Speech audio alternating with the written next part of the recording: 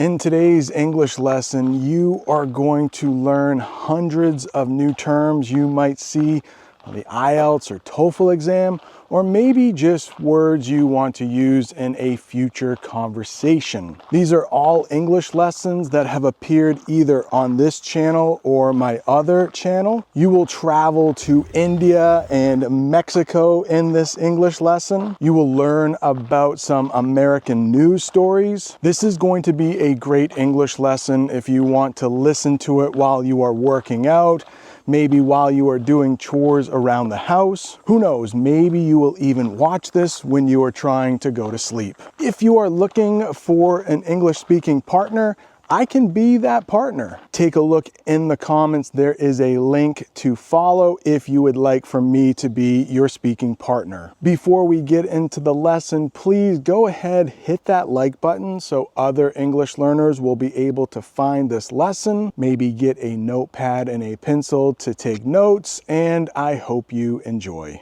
Hello, and welcome back to another English lesson. This is a hotel English lesson. This is your first time here. My name is Brent, and during a hotel English lesson, I cannot stop teaching English until I reach my hotel room. I'm coming to you from Delhi, India. Look at this. You can see a picture of Modi, and we have a scooter coming and a street dog, or a couple street dogs.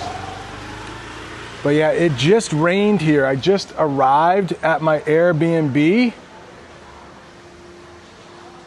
so I don't know this area too well. This dog doesn't like me. I'm gonna keep moving. But my Airbnb is right down this alley, and it was pouring out. I would have gotten drenched. Do you know that word? It means when you get really, really wet. But my Airbnb host, he had my WhatsApp number, and he said, I will come out and meet you with an umbrella. And he did, and he walked me right to the door, and the door is right here. And the reason I booked this Airbnb, give you a little shot of the alley down here. This is the door, DD Homestay. But maybe we should go down the alley and see what's down here a little bit while I tell you the story of my host. Yeah, so he met me, it was just pouring. The Uber I had taken had stopped because there was so much traffic. And he said, I will come out, meet you with an umbrella. He gave me an umbrella, and I did not get drenched. And I will show you the room he took me to a little later. I'm on the 3rd floor, and like on the 2nd floor, he has like a little welcome room. Let's see what's going on here. I don't know, this looks like some kind of fort. I don't even know, the rain was so bad. I think he met me over here, or maybe it was where I started the English lesson. The rain was coming down so hard, I didn't know where we were, but he took really good care of me. I don't know how to say his name, but what I've noticed too, a lot of people in India have trouble saying my name, Brent. The R is hard. So all these doors look alike. It's like some man's name right there. Maybe a retired lieutenant colonel. Okay, so I'm already lost. Where is my door? Okay, I'm looking for DD Homestead. DD Homestead. It is right here. Now, because I can't stop teaching English, I cheated. These are my keys. One for this door outside and one for my room. But it probably would take me a while to open this door, so I left it unlocked. Now, I think I just have to push this. When I first arrived, I think he would have come down and met me, but also said, watch out for mosquitoes. So let me shut this door. And very steep stairs. So you will probably hear me breathe heavily.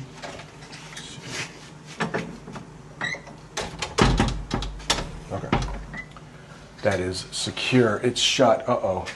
It's starting to flicker. We need to get where there is more light. And like I said, these stairs are steep, so maybe you will hear me breathing heavily. There's a refrigerator. I don't want to open it. I have a refrigerator in my room, but I'm going to take my shoes off. Look at that, might be the umbrella that he used for me. It is still wet. This looks like a sink. Somebody might brush their teeth there. Yeah, this little thing, I have one of these in my room and it's for mosquitoes, but his son showed me my room and he said that 99.9% of the time I won't see a mosquito, but if I do, plug that little thing that I have in my room in. Okay, here's the room. I'm not sure if he's in here. Oh, it's nice in here. But here's the room that he met me in. So I sat down right here and he had, I think I took a picture of it. I will show you the picture, but he had a nice spread for me. Tea, buttered toast, and some little crackers. I don't think I took a picture of the buttered toast. And here I signed this book. He has a few rooms here, so he always has people staying with him. I did see a couple Americans. In fact, there is another American staying here from Georgia. So it's on the same coast, the East Coast that I live in. Okay, yeah, I gotta go up. Brace myself here, get ready for these steep stairs.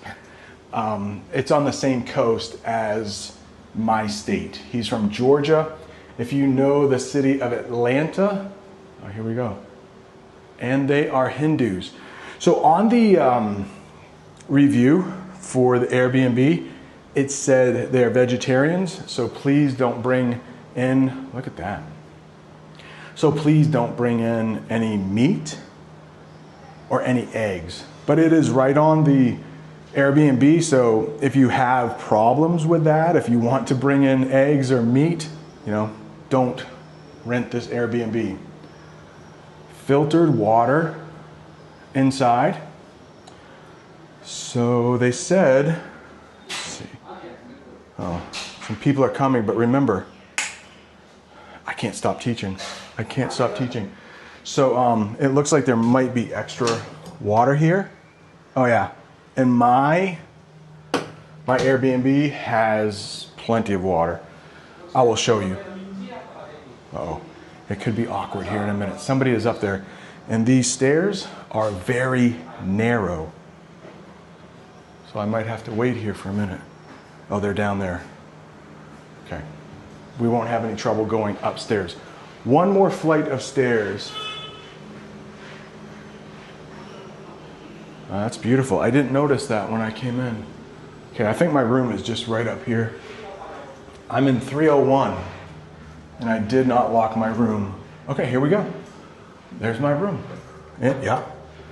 So it's hot in the hallway, but in my room, the air conditioning is going. Oh, it's so nice in here. So nice. I have it set at 20 degrees. I'll lock it. 20 degrees Celsius. 3:15 in the afternoon.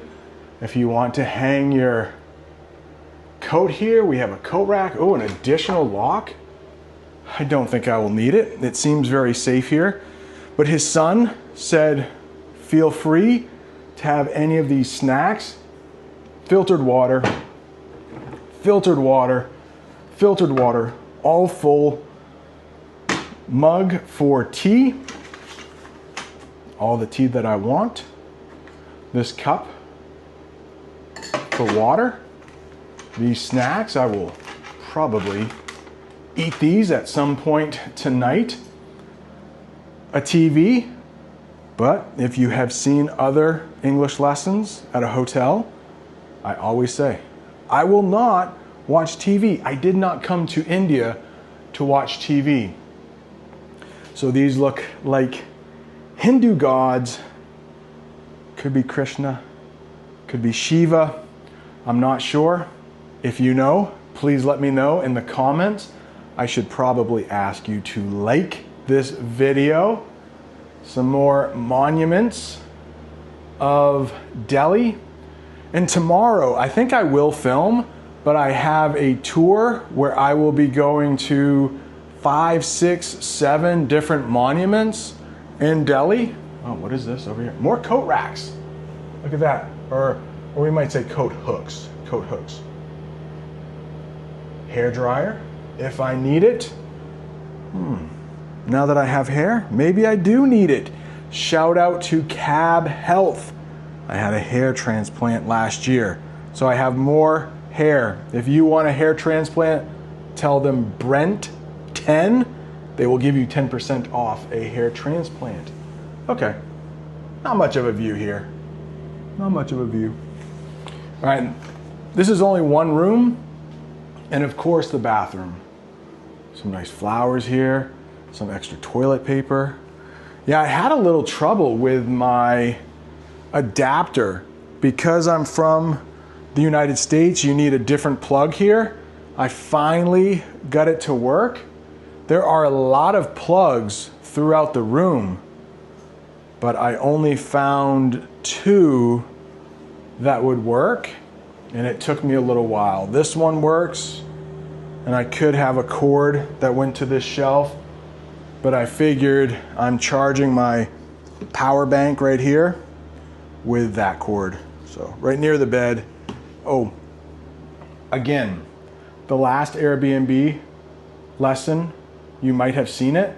I mentioned how the beds here are very firm. And what I mean by firm, not soft. But I slept wonderfully at my last Airbnb. But last night I was at the Imperial. I also filmed that English lesson, and to be honest, I did not sleep that well on the bed. Maybe a new night in a new place, I didn't fall asleep all that quickly. I maybe got 3 or 4 hours of sleep, but tonight on that bed, I think I will sleep very nicely. Okay, very important.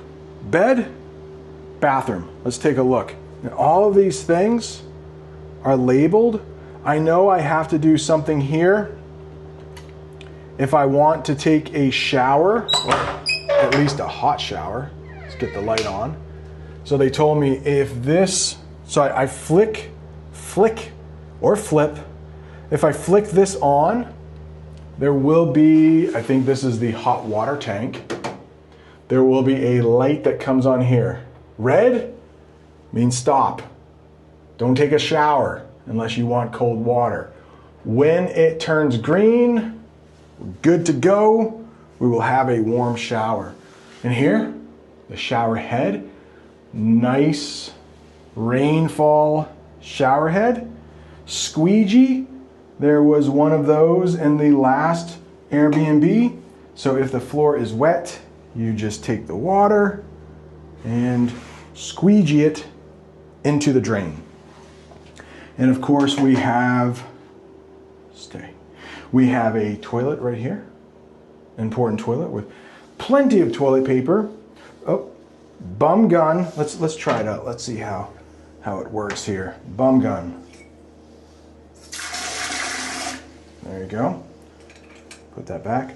And this is interesting. It says, please press flush only once. Press once and release. So if we want to flush the toilet, you don't have to hold this down. There you go. Done. And it flushes. Now here's the interesting part. Toilet paper can be flushed in the toilet. If you are traveling to places like South America, when we were in Brazil last year, certainly here in India, if there is a little trash bin near the toilet, that is a good sign that you should not flush the toilet paper down the toilet, because the plumbing, it would clog the toilet. Do you know that word, clog? That means the water would not flow down the pipe. You would have a problem. You would probably have to use a plunger, which I don't see. There's a scrub brush there and some toilet cleaner. But yeah, you would probably need a plunger. And we have a sink. And he has provided toothpaste if you need it. He's also provided, what is this? I would assume some kind of soap. Shampoo if you need it. A little bar of soap. But I have my own soap. I think that's it. Ooh. A fan up there. Now, in the United States, you will not see bathrooms like this where you shower the same floor where the toilet is. You will usually have a tub. So that fan will be useful for getting, I'm not going to take a shower, let's shut that off. It will be useful for drying up, nice phrasal verb there, for drying up the floor after you take a shower. We can lock that, save some energy, shut the light off. I think that is going to do it. My last stay here in Delhi. Tomorrow, I will go home. So I have one more full day here in India and then a really, really long travel day. It will probably be 27 hours of travel, I believe. So thank you so much for sticking with me this long, all the way until the end. If you would like more English lessons from India, there is a link right down there. Thanks so much. See you next time. Welcome back to another English lesson. This is old school. If you know that term old school, like this is what I used to do on this channel. I am staying in a hotel tonight. Ooh, there's a duck in the very cold water. I'm not sure if you can see him. He's somewhere there. But in this English lesson, we will walk around a hotel and I will teach about all the things I see. So I'm staying at the Holiday Inn, which is behind me, but very near to the Holiday Inn is this little creek. And I noticed that they do have some writing in English, but if you speak Spanish, you're in luck because some of the words are written in Spanish too. I am in, did I say this yet? Boston, Massachusetts. And it is, I forgot to check. Hey Siri, what's the temperature? It's 32 degrees outside. 32 degrees. It says we are actually in Revere, Massachusetts, which is just outside of Boston, I guess. But my wife is here with me. We are flying to Paris tomorrow. I did not plan on getting a hotel tonight.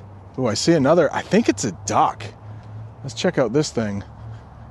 There's no zoom here, but it's a type of bird with a white head. I'll try to zoom in on that if you can see it. Oh, there are ducks right there too, though. But it's gonna snow tonight, and I had about a 2-hour drive from my house to the hotel, to the airport, I guess. And I did not want to do that in a snowstorm, so we got a hotel for tonight. Now the hotel costs $150. But then there are taxes, which brings it up to about $170. And then I had to pay $30 extra for something when I got here. I wonder if you can figure it out. We will check it out in just a minute. But right next door to the hotel, there's the hotel. Right next door to that is something called Walgreens. It's like a pharmacy. But in the United States, pharmacies sell more than just medicine. So I think tomorrow morning, to save some money, take a look at this while I explain. While we save some money on breakfast, we are going to get breakfast over at that pharmacy. So maybe some breakfast bars, like some granola bars. I think because you could also pay $12 extra per person for breakfast in the morning. A lot of times in the United States, when you stay outside of an American city, like in smaller towns, breakfast will be included, but here it's not. So I'm paying about $200 to stay here tonight because there's $30 extra that we need to talk about for parking. I'll show you the parking in just a minute. And sometimes the parking lot is full. So she said, the lady I checked in with today, she said, if it is full, you can park at Walgreens. Definitely winter here. And there's definitely a shopping cart for some reason there. I'm not sure. But I'm hoping this is helping with your English listening. I'm talking, I hope clearly, and I hope I'm not talking too fast, but I think I am talking a little faster than I usually do for the English lessons with the news. There you go, Holiday Inn. I think I mentioned that a couple times. Let's go up to the parking lot here without slipping. Oh, can you see that? Looks like there's a yellow airplane way out there. It could be Spirit Airlines. We have some American flags, I promise. I'm in the United States, but tomorrow I will be in Paris, France. So in the parking lot, oh yeah, you have to display something on your dashboard. We say that's your dashboard. You have to display a parking pass so you don't get towed. Let's take a look at the price for parking. To park here overnight, $30. $30. But if you park here without a pass, it will cost you $100. I don't want to pay that. So it says, please obtain parking pass at front desk. I have already done that. It says you are parking at your own risk. The hotel shall not, in any event, be liable for loss. Basically, that means you're parking your car here, you're paying us, but if something gets stolen from your car, we're not responsible. It's not our fault. You can't sue us. Yeah, Logan Airport is the airport for Boston, and you can see a lot of planes are landing right there. All right, usually with these hotel English lessons, I can't stop teaching until I reach my room, but I don't know how they feel about me recording, so I might stop the camera, get past reception, and then start recording on my way up to my room. But here we go, a hotel shuttle. I don't think it will take you to the airport. We're going to have to find another parking place on the way down here. Jamie figured out parking. I think it's like $19 a day. I'll probably make another video about that. Yeah, it's a pretty nice hotel. Oh, I do want to show you this, probably call this a mural, but it's a pretty colorful mural. Across the street, can you see it? On that building, on the side of that building there. It's pretty nice.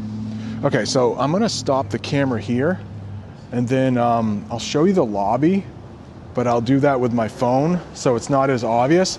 And then I'll show you what my room looks like and show you what $200 will buy you right next to the airport in Boston.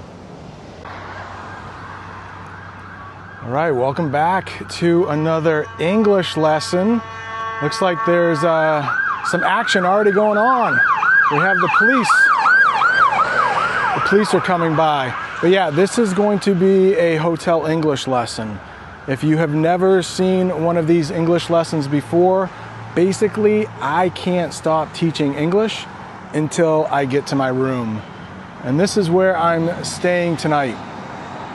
It's not that far from my house. We drove about an hour to get here, but guess what? It is super hot and they have a pool. So we decided to stay here for a night to try to stay cool. But I want to show you in Fahrenheit what the temperature is right now. And there are people in the pool, so I'm not going to get anybody on camera. Look at that. Fahrenheit. And that's in the shade. That's in the shade. It's almost 90 degrees, or a little over 90 degrees. And it's still early afternoon here.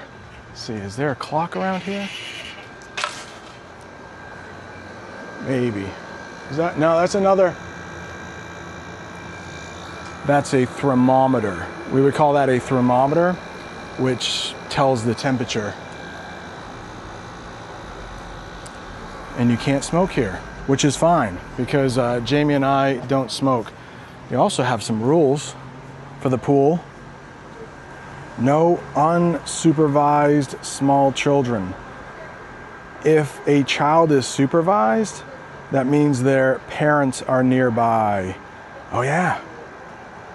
So all infants and small children must be toilet trained. Or if they're not toilet trained, they have to wear like rubber swim pants. So that means they have to use the bathroom because we don't want anybody using the bathroom in the pool. I haven't been on this side yet. What's over here? Tell you what though, it is hot. Maybe that's another hotel. Now, this hotel is called Stage Run by the Sea, so the ocean isn't too far, but I think we're just going to stay here by the pool. We might go out to eat tonight, and I think we're going to get some Mexican food. There's a good Mexican restaurant just down the street, 0.7 miles away. Oh, and somebody works here. She's from Russia. Shout out to Russia. Her name is Lisa. She let me have an early check-in. So that means we can check in, but early, just like it sounds. 3 p.m. is when you can check in here, and I think it's 1 p.m. maybe. So she was very nice. She is from near Sochi, but this is called a motel. A motel. A hotel, like, would have a hallway. You couldn't just go from, this is my door here. You couldn't just go from the door to the outside. So that's what a motel is. A hotel, you would have like a hallway and some more doors, but they are still cleaning rooms, which is why it's kind of extra special that we were able to check in. Across the hall, not sure if you can see. Yeah, they're still cleaning rooms. So I feel very fortunate that Lisa from Russia let us check in early. So do you want to see my room? I've been in, look at this. We got a couple nice chairs if we want. Nobody on this side of us. Sounds like somebody is doing some work in the distance. Not sure if the microphone is picking that up, but it's a hot day to be working outside. This is a non-smoking room. Again, we don't smoke, so no problem there. Let's see. All right. That's my biggest worry when I'm teaching one of these hotel English lessons, because I can't stop teaching no matter what. All right, so let's take a look at the room. Nice and clean. We have 2 queen beds. So my own kids are home from college this summer, but they both have jobs, so they could not come with us today.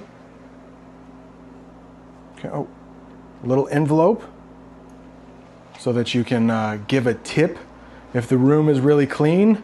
And this is clean. That is my wallet there. I came in as soon as I checked in here, put my wallet there for safekeeping. Although it's going to be safe here. We are in Algonquin, Maine. Algonquin, Maine. We have microwave, a refrigerator, probably a little freezer. Yeah, maybe this is a little freezer right there. You wanted to keep some ice cream in there or something. Coffee pot. You know how Americans love coffee. The air is going. It wasn't going before, so it was kind of hot in here, but I understand they want to try to save energy. Yeah, somebody just came out. Probably can't see them, but yeah, they're still cleaning. So I thought it was very nice that they let me have an early check-in.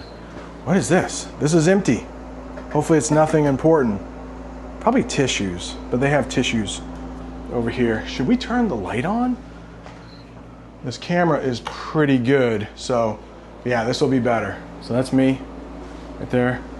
Some hand towels. These are hand towels, so you can use those to dry off, but we would call these washcloths. Hair dryer, does it work?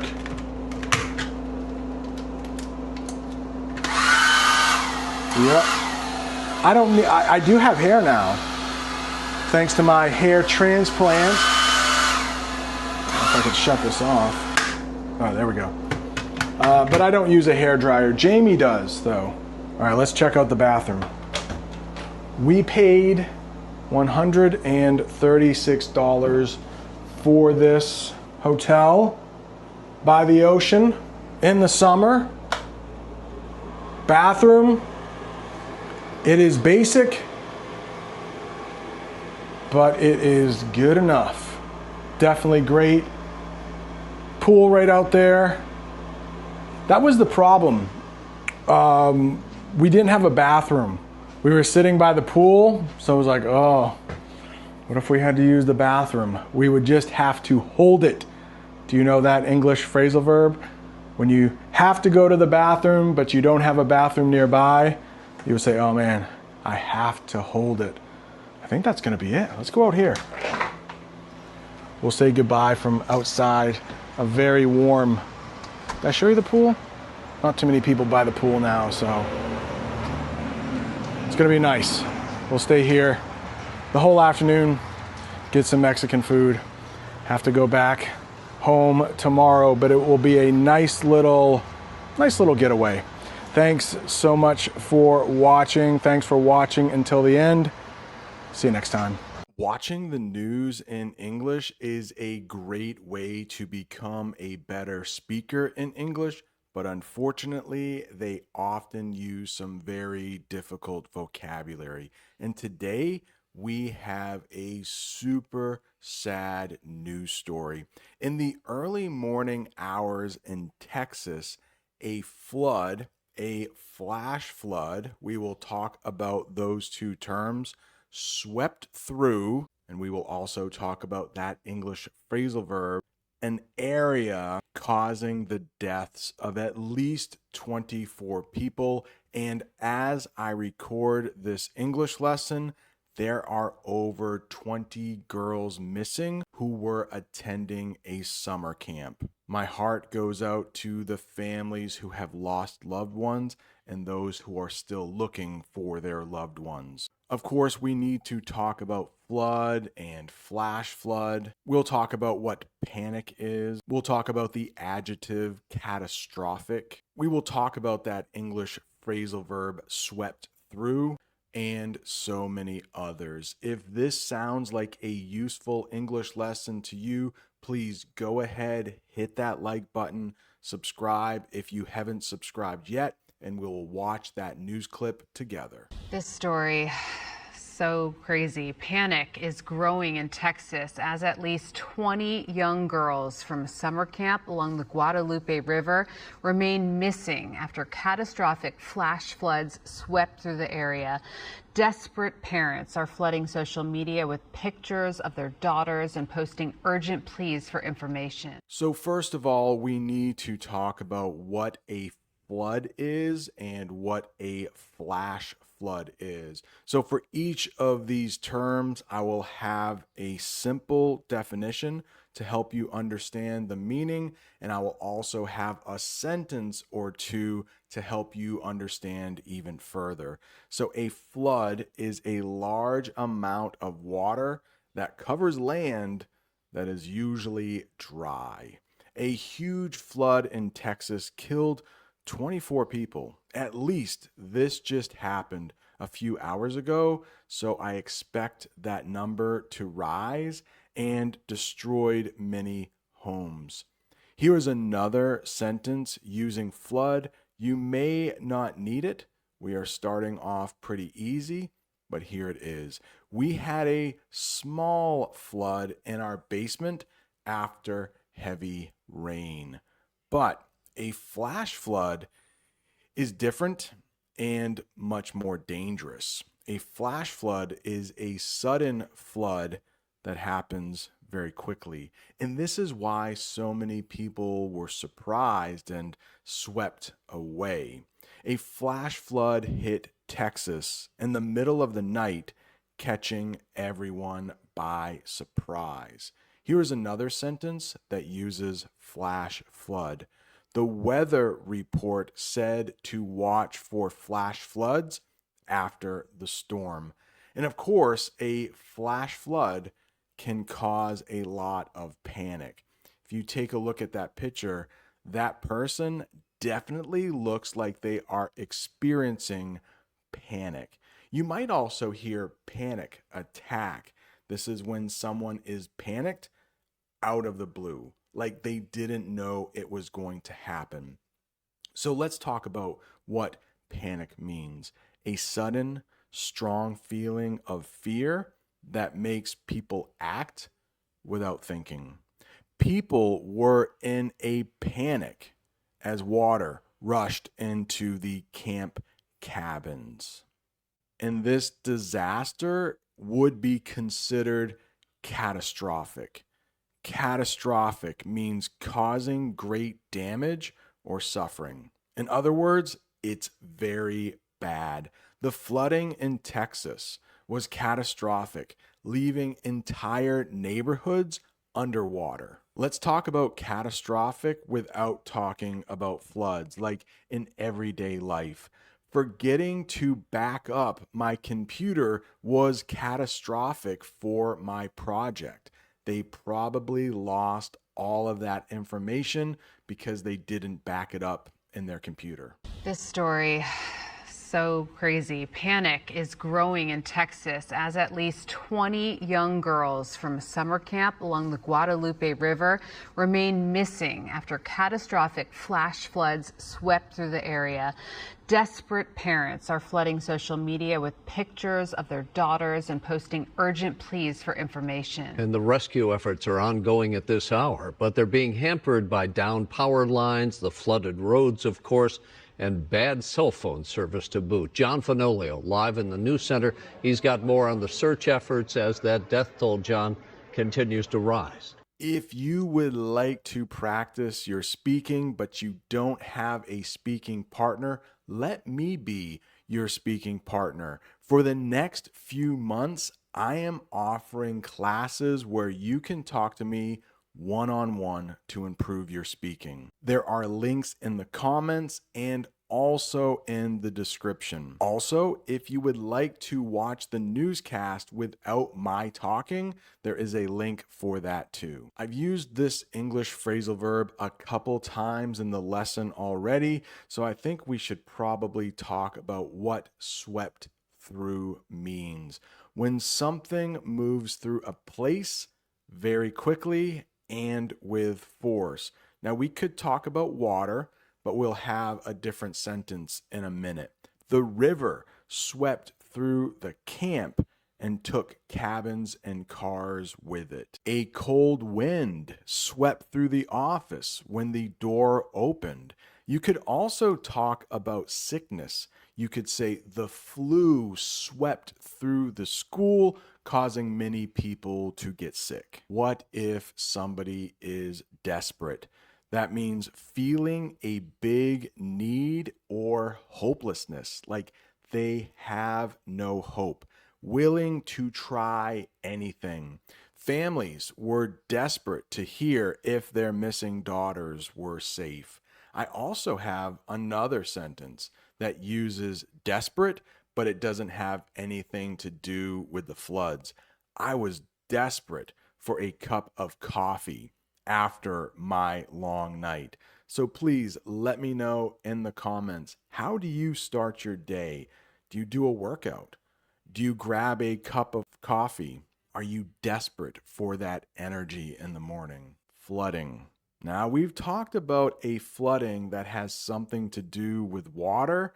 This type of flooding, they also use it in the news report. Do they say that calls were flooding into the office or something like that? Let's get the official definition for this type of flooding. A very large amount of something happening at once. The local police were flooded with calls from worried parents. And you can see this person is probably at work, and it looks like they are being flooded with questions or demands.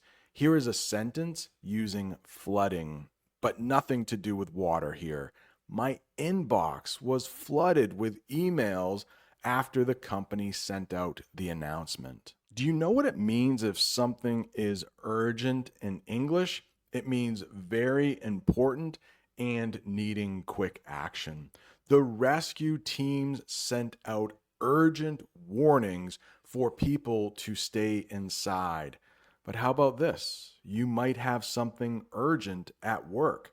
I got an urgent text from my boss asking me to call right away. So something big is happening, something very important. Please be careful with this one. Look how it is spelled. Please, or a plea, is emotional requests for help or support. Parents posted please on social media begging for any news about their daughters. And once again, my heart goes out to those parents who are hoping to find their daughters alive. I am a father of a daughter. I can't imagine waiting for that news. He made a heartfelt plea to his friend to help him move his heavy couch. And the rescue efforts are ongoing at this hour, but they're being hampered by downed power lines, the flooded roads, of course, and bad cell phone service to boot. John Fanolio, live in the news center. He's got more on the search efforts as that death toll, John, continues to rise. Yeah, Rick, Court, we are seeing catastrophic flash flooding in the area of Kerrville, Texas, located in the central part of the state, just north of San Antonio.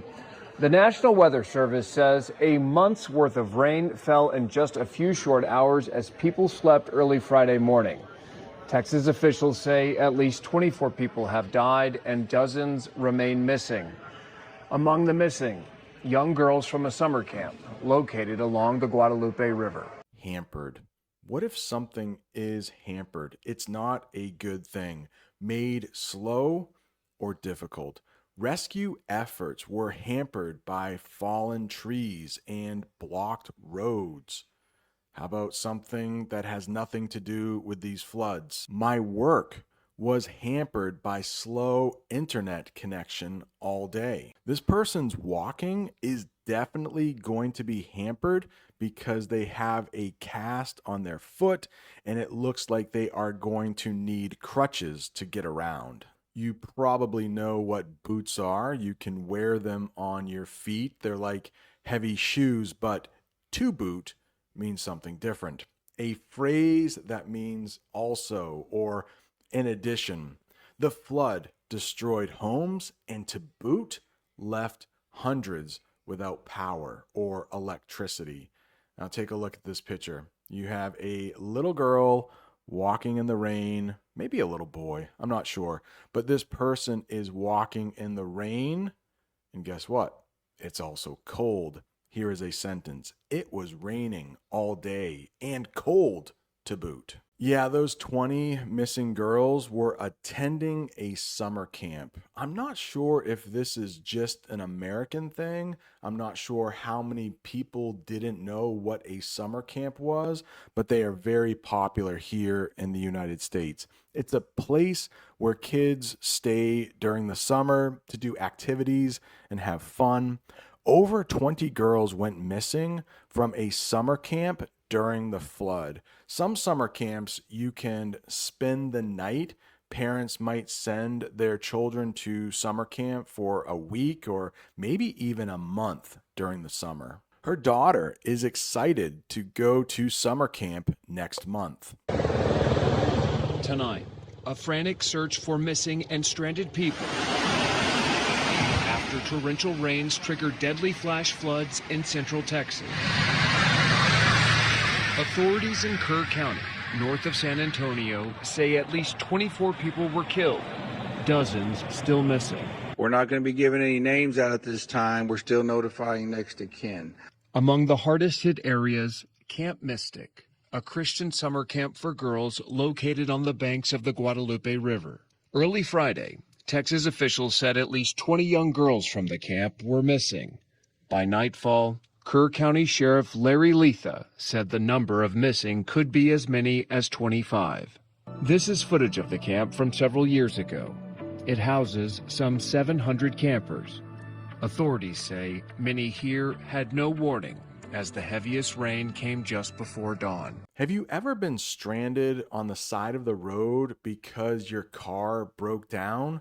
Let's talk about what stranded means. Stuck somewhere with no way to leave. Some campers were stranded on the roof until helicopters rescued them. In just a couple days, I leave for India. So you are going to see some English lessons from India on this channel. I hope I don't get stranded in India. I hope I can come home when my trip is finished. We were stranded at the airport overnight because of the snowstorm. Torrential. I hear this most often when talking about rain. Very heavy, usually about rain.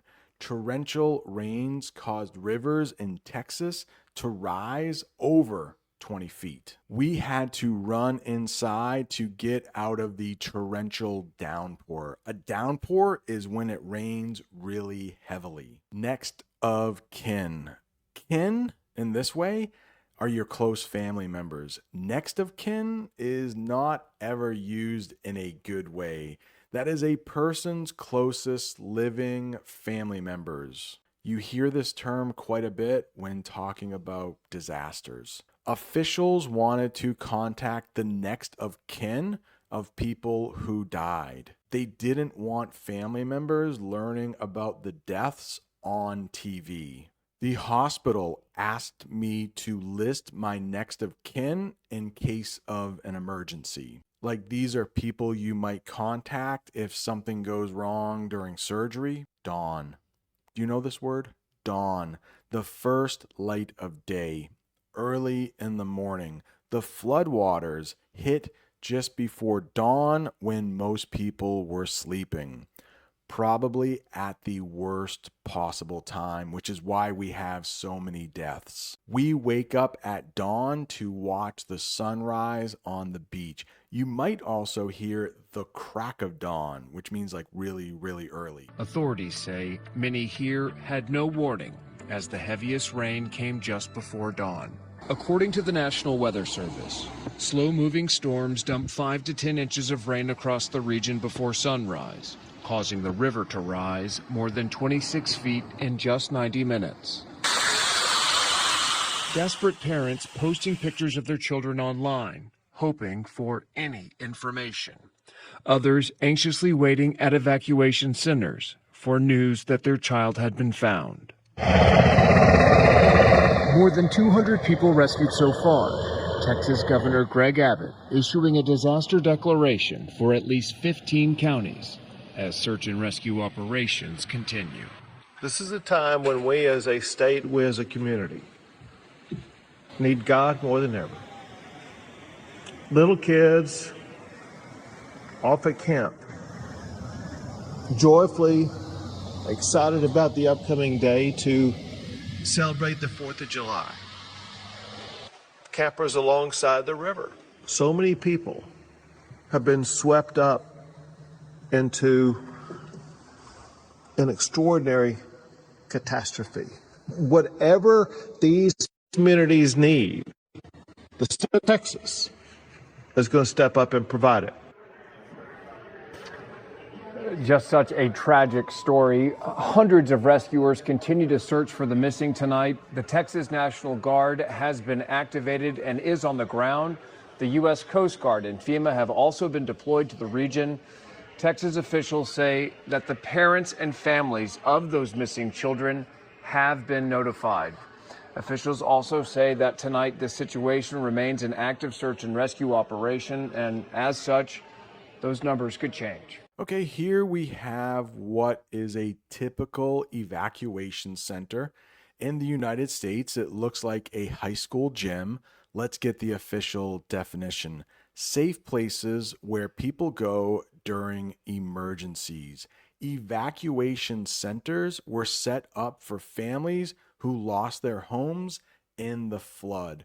And when you have to evacuate, that's the verb. When you have to evacuate, that means you have to leave a place because it's dangerous. Our school is an evacuation center during hurricanes. A declaration. Declare is the verb, but a declaration is an official statement or announcement. The governor made a declaration of disaster for the affected counties. We have 50 states in the United States. Of course, we have cities, but in between states and cities is something we have called counties. My state that I live in has about 1 million people. We have hundreds of cities, but only 16 counties. He made a declaration that he would start eating healthier. Maybe he told all of his friends, I want to start doing this so I can become more healthy.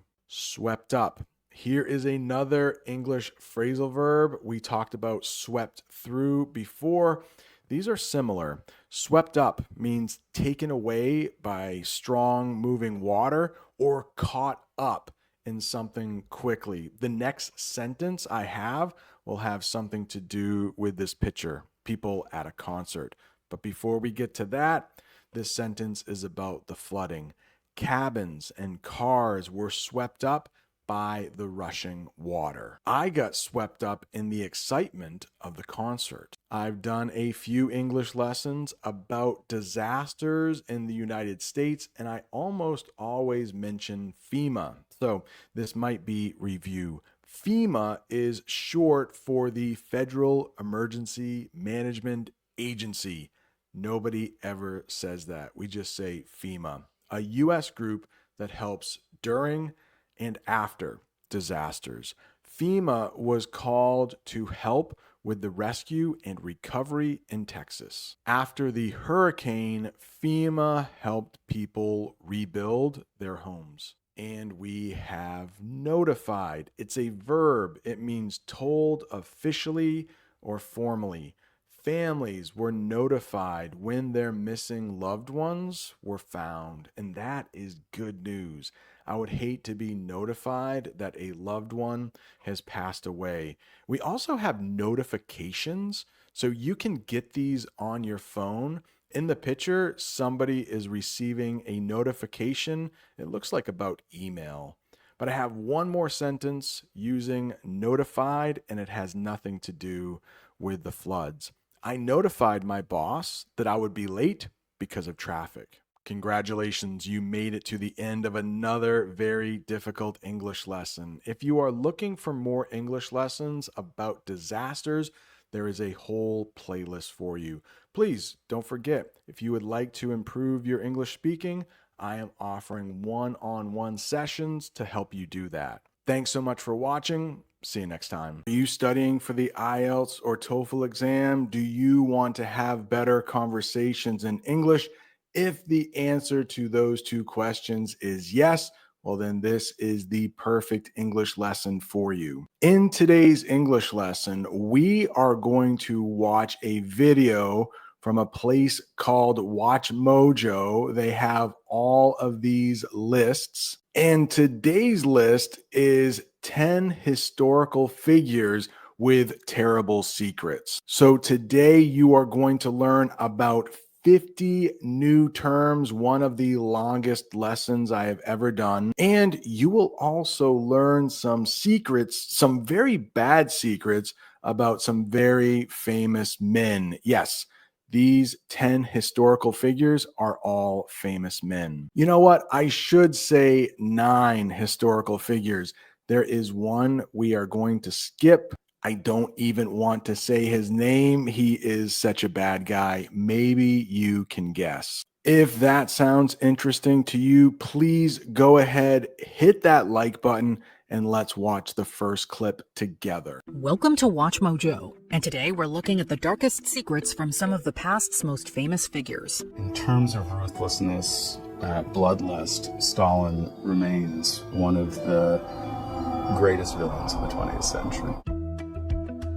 Charles Dickens. Everything in order, Mr. Dickens? No, it is not! You'll probably know the author Dickens for his famous novels like Oliver Twist and A Christmas Carol. Well, behind the scenes, he was quite fond of the occasional prank. This included telling strangers incredibly long and confusing jokes. His most infamous prank was grabbing a random woman at the beach, then almost drowning her. Dickens declared he loved her, and therefore they should drown together. His wife tried to intervene, but it didn't seem to stop him. Other secrets of his include a magician persona, having an affair with a woman 27 years younger, and another with his sister-in-law. She is the mother of your children. How could you be so cruel to her? And for that I shall always be grateful. But I do not love her. She comprehends nothing. So for most of these historical figures, I am going to give you a couple more facts about them. We have Charles Dickens right here. I can make his picture a little bigger. He was born on February 7th, 1812, and he died on June 9th, 1870. And you can see in the picture, there are 5 of his most famous books: Oliver Twist, A Tale of Two Cities, and all the way at the end is A Christmas Carol. He wrote A Christmas Carol in just 6 weeks. Now, I know in the picture, it looks like to be one of his longer books, but it is actually one of his shorter books. He had a rough life growing up, so he lived over 200 years ago in England, and guess what? They didn't have child labor laws. You could basically work at any age, and he started working at age 12. When Dickens was only 12 years old, he worked in a factory labeling bottles to help his family. This experience later influenced his writing about poor children. Super sad little guy. You can see he is putting on labels on those bottles. And I also have 50 terms for you. Some will have pictures, some won't, but they will all have the official definition, and I will use it in at least one sentence to help you understand the term. Ruthlessness. Ruthlessness. They said that in the video. It means not caring if people get hurt to get what you want. Many of these men were ruthless. That is the adjective to describe someone who has ruthlessness. The dictator ruled with ruthlessness, hurting anyone who stood in his way. Later, we will talk about Joseph Stalin. Yeah, I think that guy was pretty ruthless. What if something is in order? That means arranged the right way, correct, or organized. The names on the list are in order from A to Z. Yes, the last letter of the English alphabet, we say Z here in the United States. I'm pretty sure in Canada and the UK, they say Z. I want to get everything in order before my big trip. Love this word. They used the word infamous in the video. That means famous for something bad. He became infamous for his crimes during the war. Some of the men on this list are infamous, like that guy. We are not going to talk about him. I'm not even going to say his name, and Stalin. If you want to watch the original video from watchmojo.com, I will leave a link to that in the description. Also, if you would like to practice speaking with me one-on-one, maybe you are looking for a speaking tutor, I can be that guy. Also, take a look in the description for a link that will give you more information. The next word we have, number 4, is intervene. That means to step in and try to help or stop something. And you can see I have a picture right there with a sentence that uses intervene. The teacher had to intervene when the students started fighting. Persona. Persona is the next one.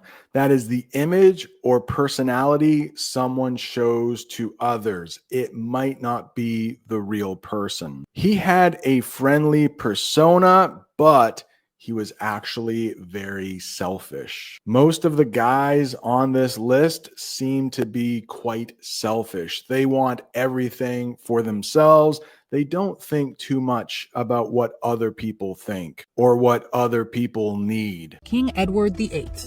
He was one of the shortest reigning kings in history, ruling Britain for only 326 days. Edward stepped down to marry a divorced American woman, an outrageous scandal in 1936. I have found it impossible to carry the heavy burden of responsibility without the help and support of the woman I love. That wasn't his worst controversy, however. It was instead his suspected Nazi sympathies. In 1939, he made a public address to, quote, come to terms with Nazi Germany, which the BBC refused to broadcast. That twisted ideology of Nazism, that appealed to him. Some historians believe he further collaborated with Nazis during the war, encouraging the bombing of Britain. These were revealed in the Marburg Files, but Winston Churchill and others suppressed them to minimize scandal. As such, we may never know the full extent of his fascist sympathies.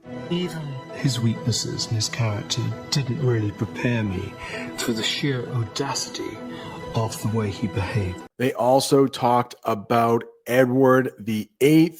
He was born on June 23rd, 1894, and died on May 28th, 1972. He lived to be 77 years old. How about this word, abdication? Abdication. He gave up the throne in December of 1936 so he could marry Wallis Simpson.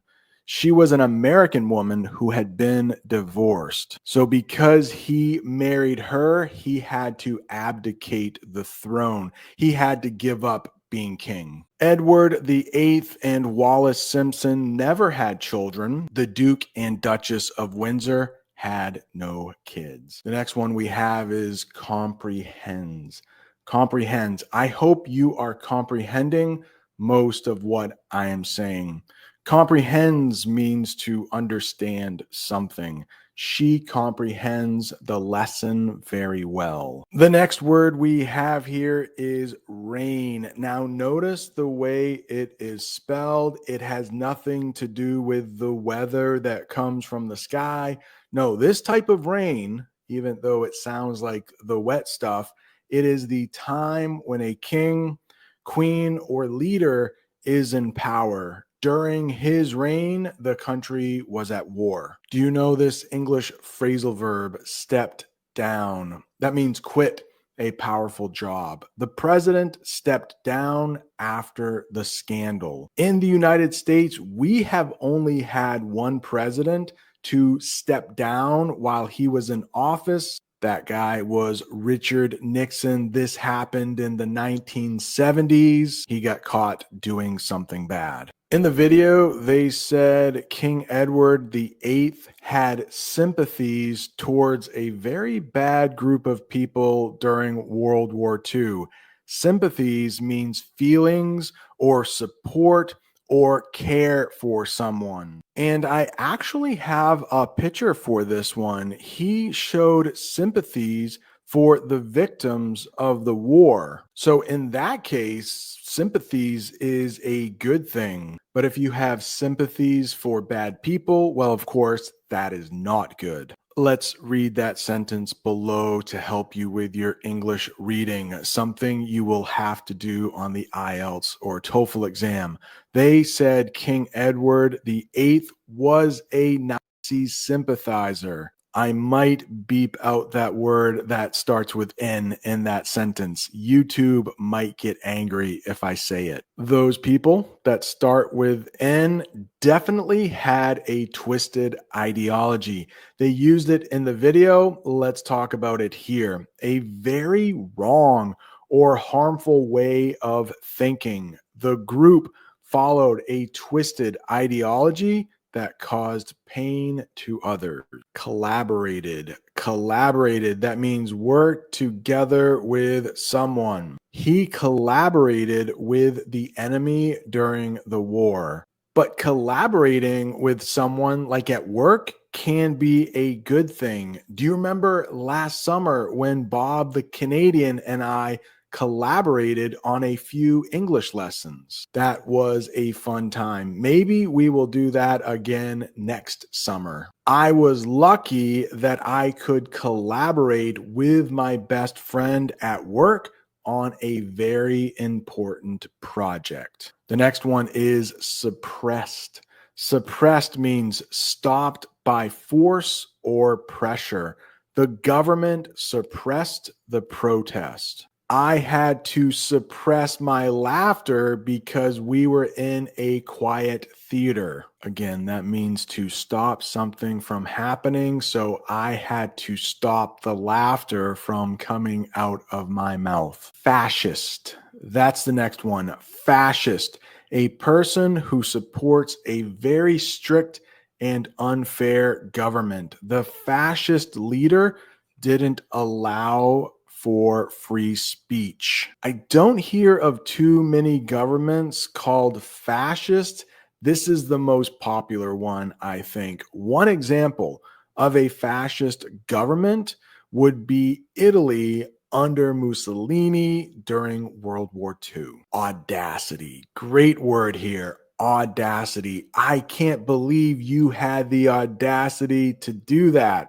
It means bold or rude courage. He had the audacity to lie to the police. Yeah, that takes a lot of guts to lie to the police and also probably some stupidity. Odious acts. What are those? Very hateful or disgusting actions. The leader was punished for his odious acts against people. And it seems like all of the men we are talking about today had at least one odious act, maybe two. Pablo Picasso. We've all been there, scrolling through our daily feed only to discover that yet another person whose work we've at some point appreciated has said terrible things or committed odious acts. In the 20th century, Picasso became one of Spain's most famous artists. Most of us are familiar with at least some of his work, but fewer of us are aware of how misogynistic the man was. Nowadays, people are becoming increasingly aware of his toxic tendencies. Despicably, he once said, quote, "There are only two types of women, goddesses and doormats." Picasso's mistreatment of women and flagrant misogyny has been no secret to anyone who has studied his work or read anything about his life. There are many stories of him being abusive towards women, including having an affair with a teenager while he was already married, only to cheat on her later on in life as well. It was barely discussed during his lifetime, but it undeniably leaked into his artwork. It's ironic when you learn that he was a staunch communist, an ideology often tied to feminism. Can we divorce the art from the artist? And should we? Let's talk about that guy, Pablo Picasso. He was born on October 25th, 1881 in Spain, and died on April 8th, 1973 in France. He lived a long time, therefore he was productive. What does that mean? That means they produced a lot of art. Let's get the sentence here. He made about 50,000 artworks, including paintings, sculptures, drawings, and ceramics. Here is a picture of something that could be called a ceramic. What about one of 3 presidents we are going to talk about today? At least U.S. presidents. We'll talk about Grant, we'll talk about Kennedy, and we will talk about Jefferson. Grant is first. He was born on April 27th, 1822 in the state called Ohio and died July 23rd, 1885 in the state of New York. He was our 18th president.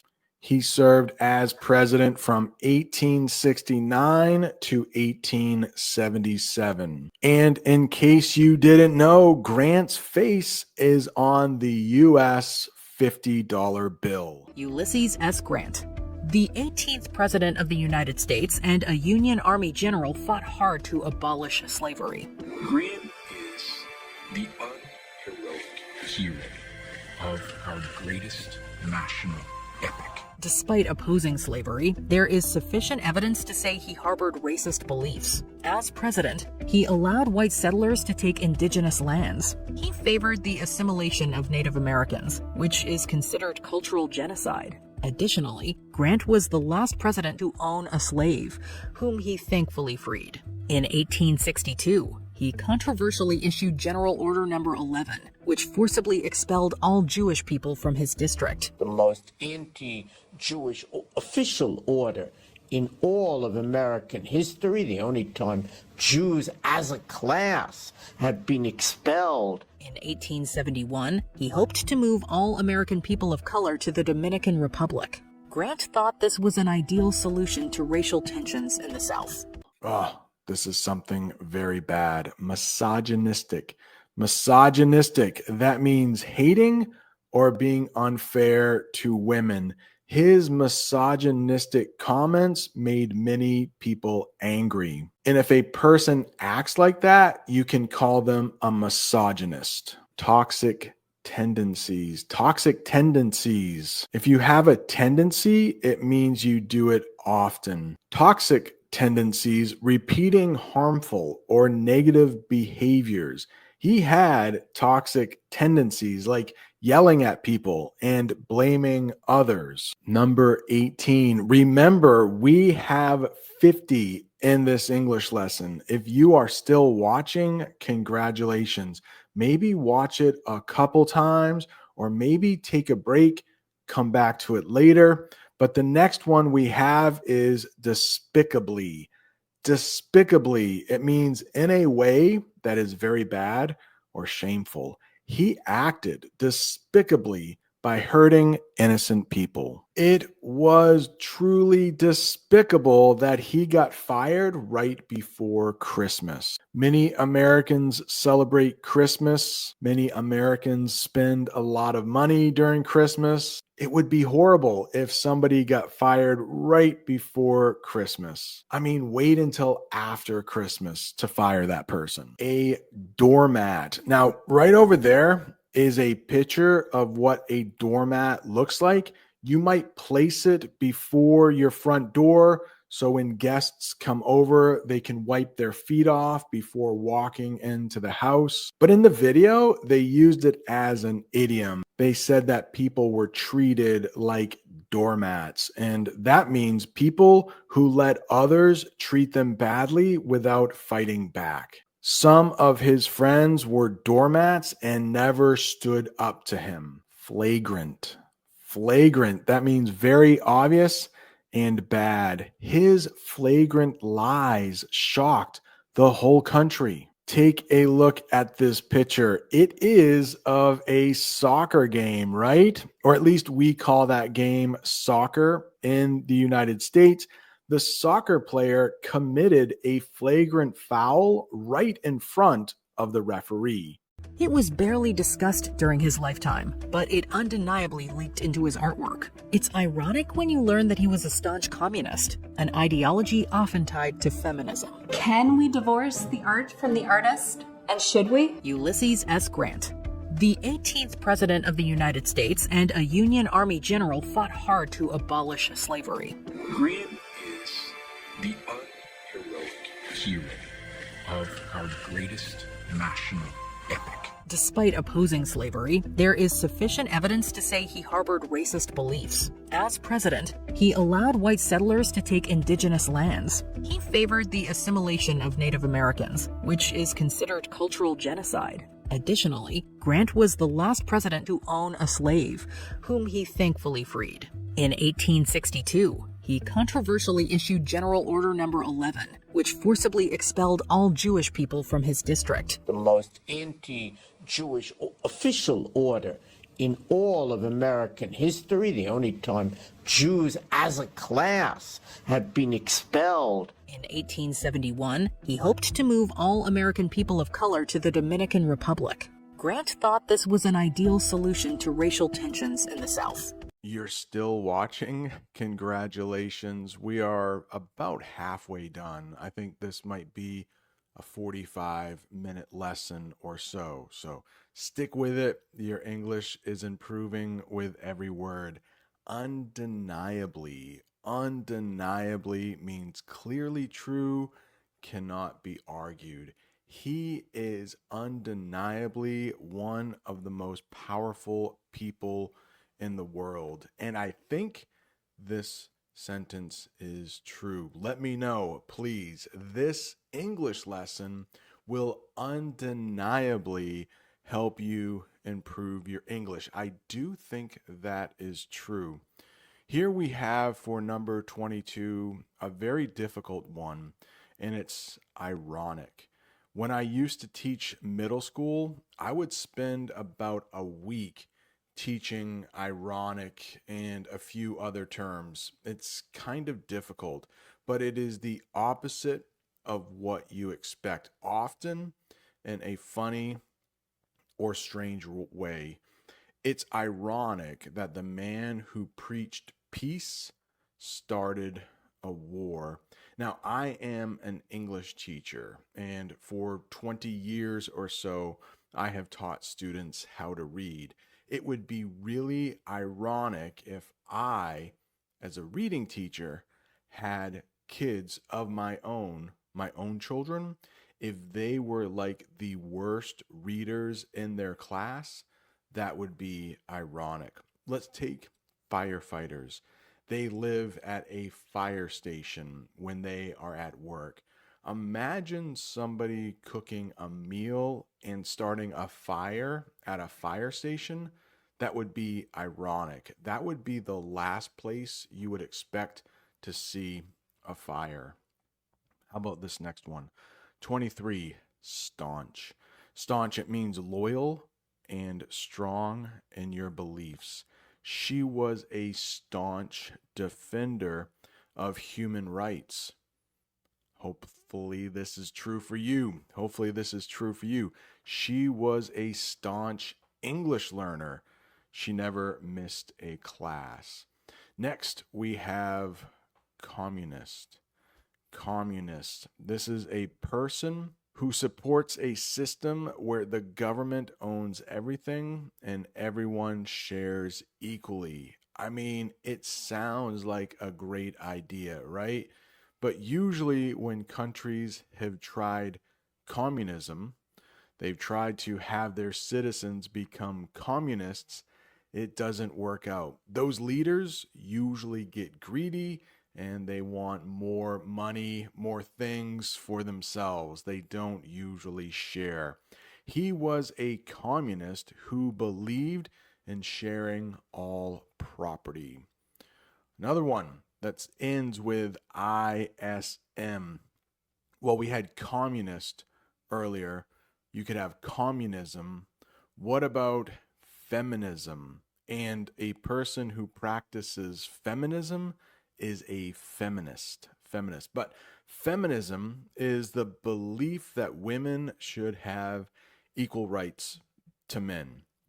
She supports feminism and fights for equal pay for women. There is what you would call someone who believes in feminism. She is a feminist. And I am definitely a feminist. I hope women and men can have equal rights all around the world. And I don't know, I was thinking as we were watching these 10 men who have horrible secrets, some of them were very powerful. Would the world be better if women were the leaders? I don't know. Let me know in the comments. Okay, let's take a break from some of the terms and start talking more about these men. Some were okay men, but all of them had terrible secrets. John F. Kennedy. He is often just called JFK because his name is so long, but he was born on May 29th, 1917 in Massachusetts and killed or assassinated on November 22nd, 1963 in Dallas, Texas. And next to him in the picture, we will talk more about her later, but that is his wife, Jackie Kennedy. Now, more about John F. Kennedy, or JFK. He became president at age 43, making him the youngest person ever elected to the office. 43. Think about our last two presidents in the United States. They have been ancient. They have been really old. Biden was at least 80 and Trump is almost 80, very close. This next guy, Alexander Graham Bell. Now, I thought he was an American. He is the guy who is credited as inventing the telephone, but no, he was born in Scotland, March 3rd, 1843, and he died in 1922 in Canada. And I didn't know this until I started researching, but during his funeral, so after he died, all telephone services in the United States stopped for 1 minute in his honor. So hopefully you didn't need any emergency services like an ambulance or anything like that. Hopefully you didn't have a fire at your house. The next guy I would like to talk about is another president, the last president we'll talk about. He was our third president, and he was born in Virginia on April 13th, 1743. He died on Independence Day. Yeah, the United States celebrates independence, or the time when we got our freedom from the British, on July 4th. And he died on July 4th, 1826. I will make this a little bigger, but in the picture, you will see his home. You can visit it still to this day. It is in Virginia, and it's called Monticello. He designed his own home, Monticello, and other buildings. And in Italian, Monticello literally means small hill. John F. Kennedy. Jack's promiscuity, is learned as a young man from watching his father. They had a sense of entitlement about what they could do that other people couldn't do, what they could get away with. JFK's presidency was monumental for a few reasons. He was Catholic, only 43 when elected, and also the last president to be assassinated. From Dallas, Texas, the flash, apparently official, President Kennedy died at 1 p.m. Central Standard Time. To make him more likable, he kept a lot of secrets. For instance, he had constant affairs. The most famous was with Marilyn Monroe, but he also slept with women associated with mob bosses, at least 2 rumored Soviet spies, a few actresses, and some White House secretaries. There's no secret that he was cheating on her constantly, and she was aware of it. She looked the other way, in part because that was how she was raised in the upper echelon of society to accept it. Alongside this, JFK had major health problems, which which he treated with a wide range of narcotics. This was because he suffered from Addison's disease, caused by steroid prescriptions when he was young. As such, it had to be kept top secret. Promiscuity is the next one. Promiscuity. That means having strong relationships with many people. And since this is a family channel, I'm going to let you decide what strong relationships mean. Well, in the video, they said John F. Kennedy had many mistresses. Did they use that word mistress? That means like you're married to someone, but you're also like dating other women. So he had a lot of mistresses. He was promiscuous. That is the adjective to describe someone. The movie showed a character whose promiscuity caused problems in her life. It can go both ways. Men can be promiscuous, women can be promiscuous, and both men and women can have a sense of entitlement. That means the feeling that you deserve special treatment or things without earning them. He had a sense of entitlement and expected everyone to help him. Hopefully you don't know anyone who thinks they are better than other people. They have this sense of entitlement. Number 29, what if something is monumental? That is definitely an adjective describing something, and it means very big, important, or impressive. Winning the championship was a monumental moment for the team. Mob bosses. They said JFK dated some women who were connected to mob bosses. Those are leaders of organized crime groups. The police arrested 2 mob bosses for running illegal businesses. Jackie Kennedy, I said earlier we would talk more about her. She was the wife of U.S. President John F. Kennedy, known for her style and grace. Jackie Kennedy was admired for her fashion and kindness. She was at one time the First Lady of the United States. The First Lady is what we call the wives of presidents. Next, we have the upper echelon. The upper echelon, that is the highest level or group in an organization or society. She worked hard to join the upper echelon of the company. Narcotics. They said JFK took a lot of narcotics. Those are illegal drugs that can make people sleepy or relieve pain. I was distracted. Somebody is mowing the lawn outside here. Police found narcotics hidden in the car. Steroids. Steroids in English, that means a drug that can help build muscle or reduce swelling, but can be dangerous if abused. So if you get sick, the doctor might prescribe a steroid, but some people like bodybuilders will abuse steroids and get like really big muscles. The athlete was banned for using steroids. Yeah, the Olympics, they do not allow the athletes to use steroids. Alexander Graham Bell.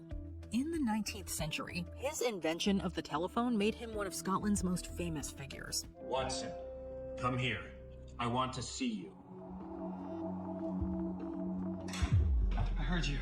I heard what you said. Outside of inventing, he dedicated a lot of energy to researching eugenics. He specifically concerned himself with deaf people, whom he was strongly connected to as both his parents and wife were deaf. Bell believed that if deaf people married other deaf people, then a, quote, deaf race could arise. While eugenics was a popular study at the time thanks to Darwin's recent research on evolution, Bell also focused on the education of deaf people and has been criticized for, quote, supporting ideas that could cause the closure of dozens of deaf schools. On a less horrifying note, he had a 30-year-long interest in breeding a sheep with 4 nipples.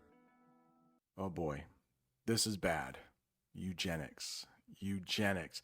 The idea of controlling who can have children to improve the human race. This is often linked to unfair or harmful ideas. It seemed like during World War II, eugenics was a big thing. For example, if somebody wasn't smart enough, or some people thought this person wasn't smart enough, they might make it so that person can't have children. Eugenics was used in the past to discriminate against certain groups. Deaf. Deaf is 36. That means not able to hear or having very little hearing. My cousin is deaf, so we talk using sign language. And sign language is basically using your hands to speak to someone else who is deaf or can't hear. Revered.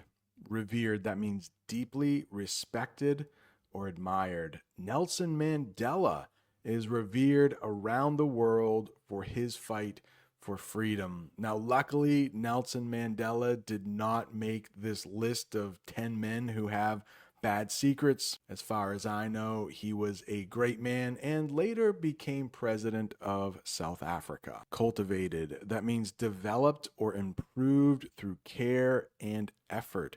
She cultivated her singing skills by practicing every day. Right now, by watching this English lesson, you are cultivating your English skills. Revolving doors. When you hear revolving, think like going in a circle. Doors that turn in a circle, also used to describe people moving in and out of jobs or positions quickly. The hotel entrance had big revolving doors. As some of you know, I am a high school teacher in the United States.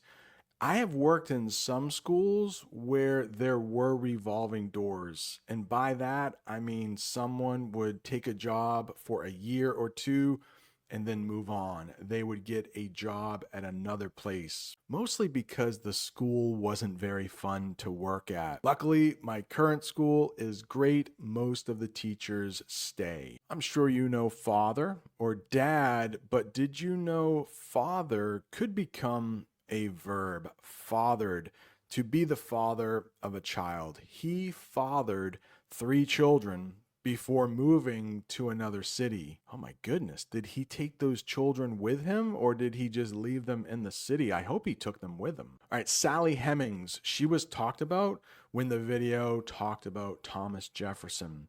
She was an enslaved woman who lived at Thomas Jefferson's home and is believed to have had children with him. So in the video, they say it's possible. I think DNA has proven this is true. Thomas Jefferson fathered some children with his slave named Sally Hemings. I mean, slaves do not have their freedom, so is it even possible she could have told him no? Historians study the life of Sally Hemings to understand more about slavery and U.S. history. Thomas Jefferson. The United States' 3rd president can be highly revered in the States, but had a dark side few discuss. Jefferson's life that we get from his autobiography is very carefully edited and cultivated. Despite the Constitution stating all men are created equal, Jefferson believed some were more equal than others. During his life, he owned over 600 slaves. At his dinner parties, he took great effort to hide them. This included a fireplace panel where they would deliver wine, and guests would receive food through revolving doors. Even though slaves were responsible, guests would never hear or see them. Jefferson also secretly fathered multiple children with one of his slaves, Sally Hemings, as proven by later DNA tests. Felt about him?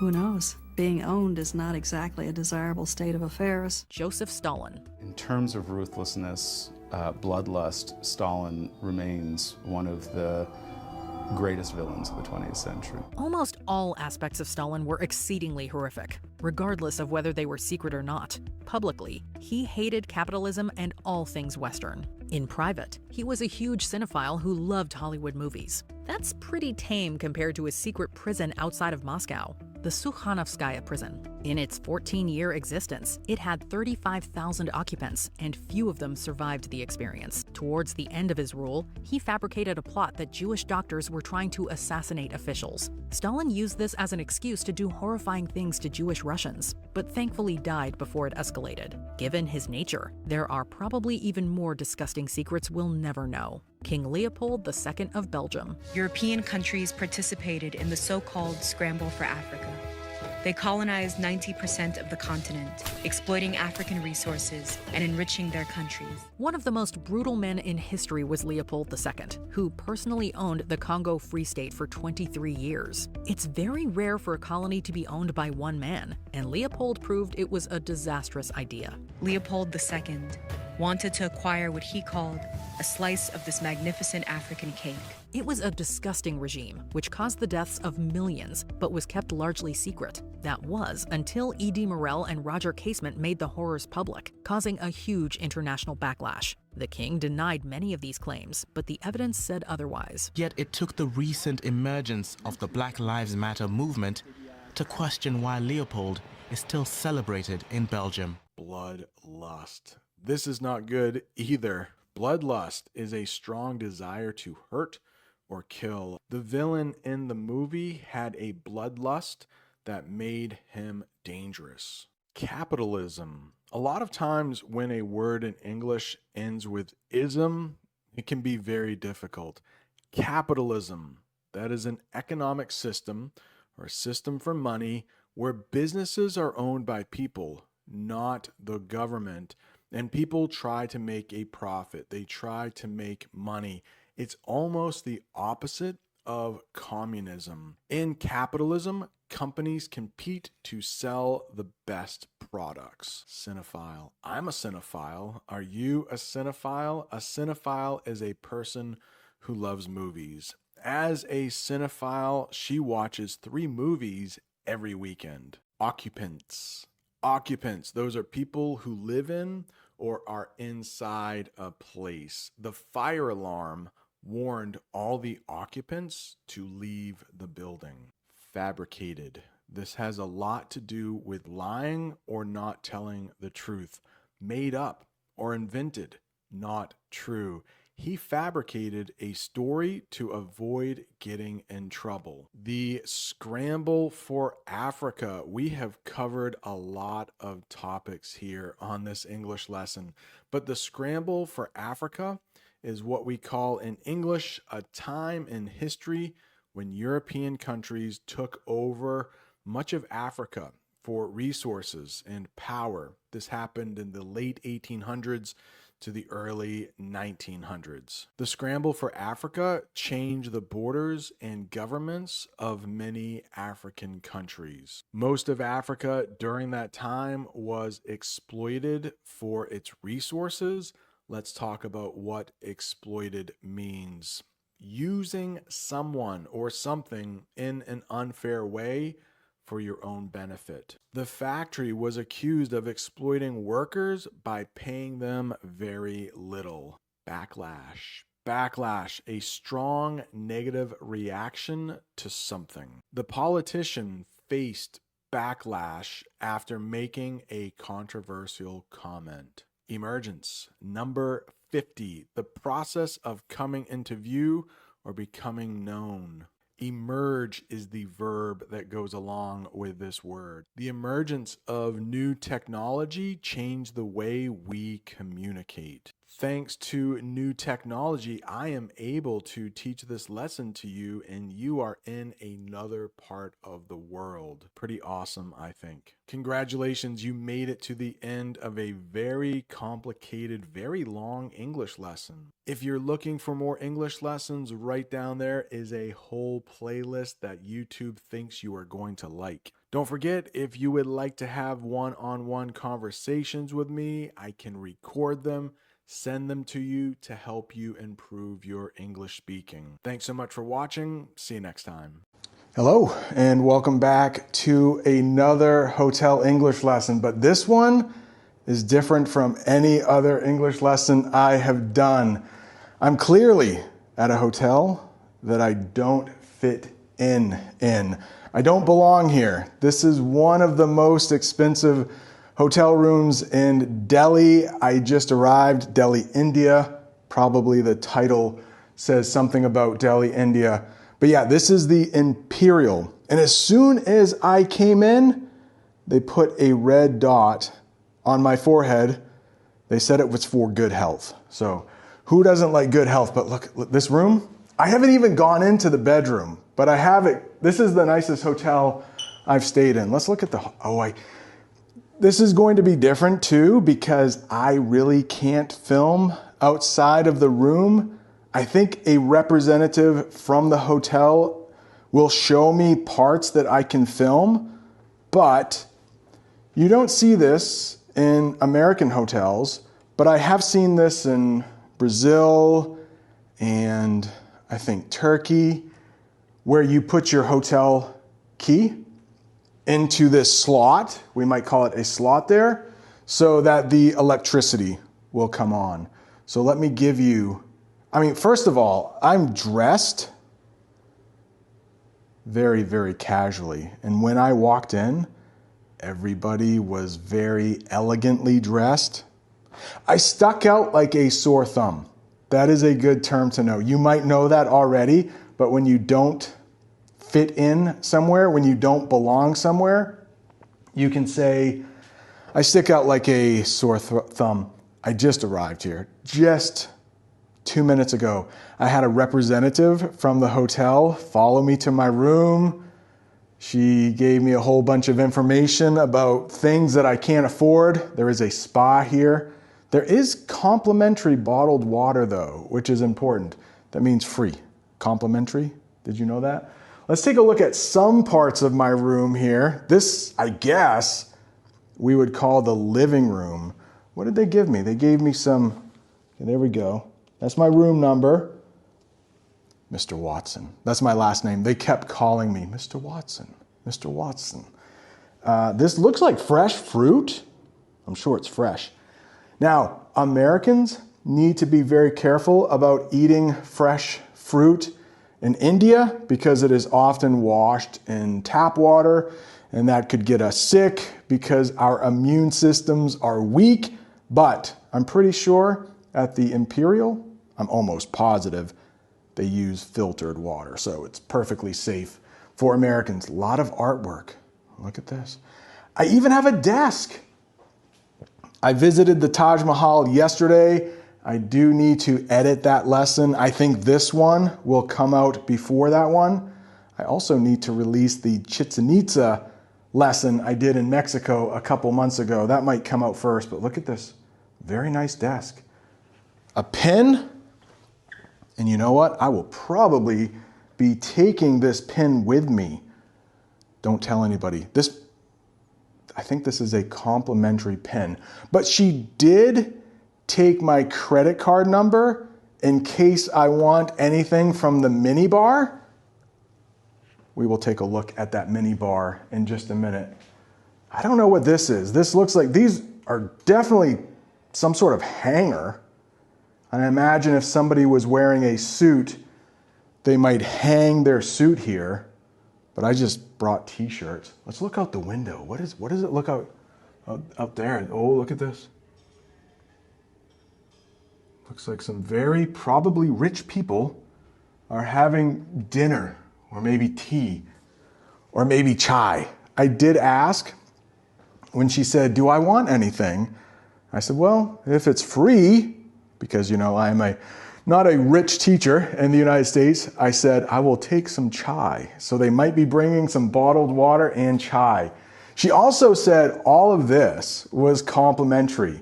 So I don't know, is this complimentary? This looks very fancy. I have had this brand of water, but this is definitely fancier.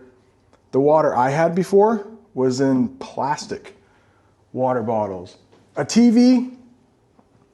I think during every English lesson at a hotel, I must say I didn't come to India or whatever country I am in to watch TV. So I will not be watching TV. Let's look at the mini bar here. Now this stuff I do have to pay for. And I bet it's expensive, but we have a chocolate bar of some sort. Another chocolate bar of some sort. Oh, very nice bottle opener. Probably not complimentary. What if I take this home with me as a souvenir? They will probably charge me, right? It's a very nice bottle opener though. I wonder if I need a bottle opener for my water. Trail mix. Okay. Did somebody knock on my door? Let's check. I don't think so. Maybe. I'll make sure that there you go. Oh, you pull. No, nobody knocked.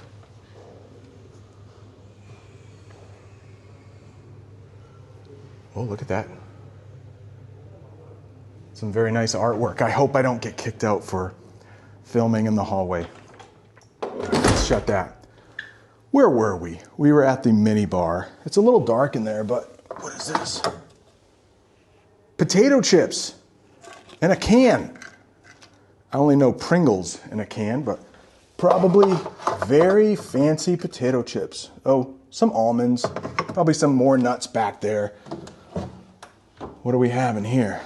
It's a little warm in this room. I'm not going to lie, but you know, I'm from a very cold place in the United States, so somebody dropped something outside the room. You probably didn't hear that on my microphone. So we have some Kingfisher. That is, I think, the national beer of India. We have Corona. That's not an Indian beer. That is a Mexican beer. What is this? I don't know what that is. Oh, sparkling water maybe? And then like some fruit juices in there or something. Coca-Cola, of course. Red Bull. That kind of stuff. What's this? Is this different? Oh yeah. Tea, I think. I don't know. It's empty. I have no idea what that is. I bet rich people know though. Oh, 21?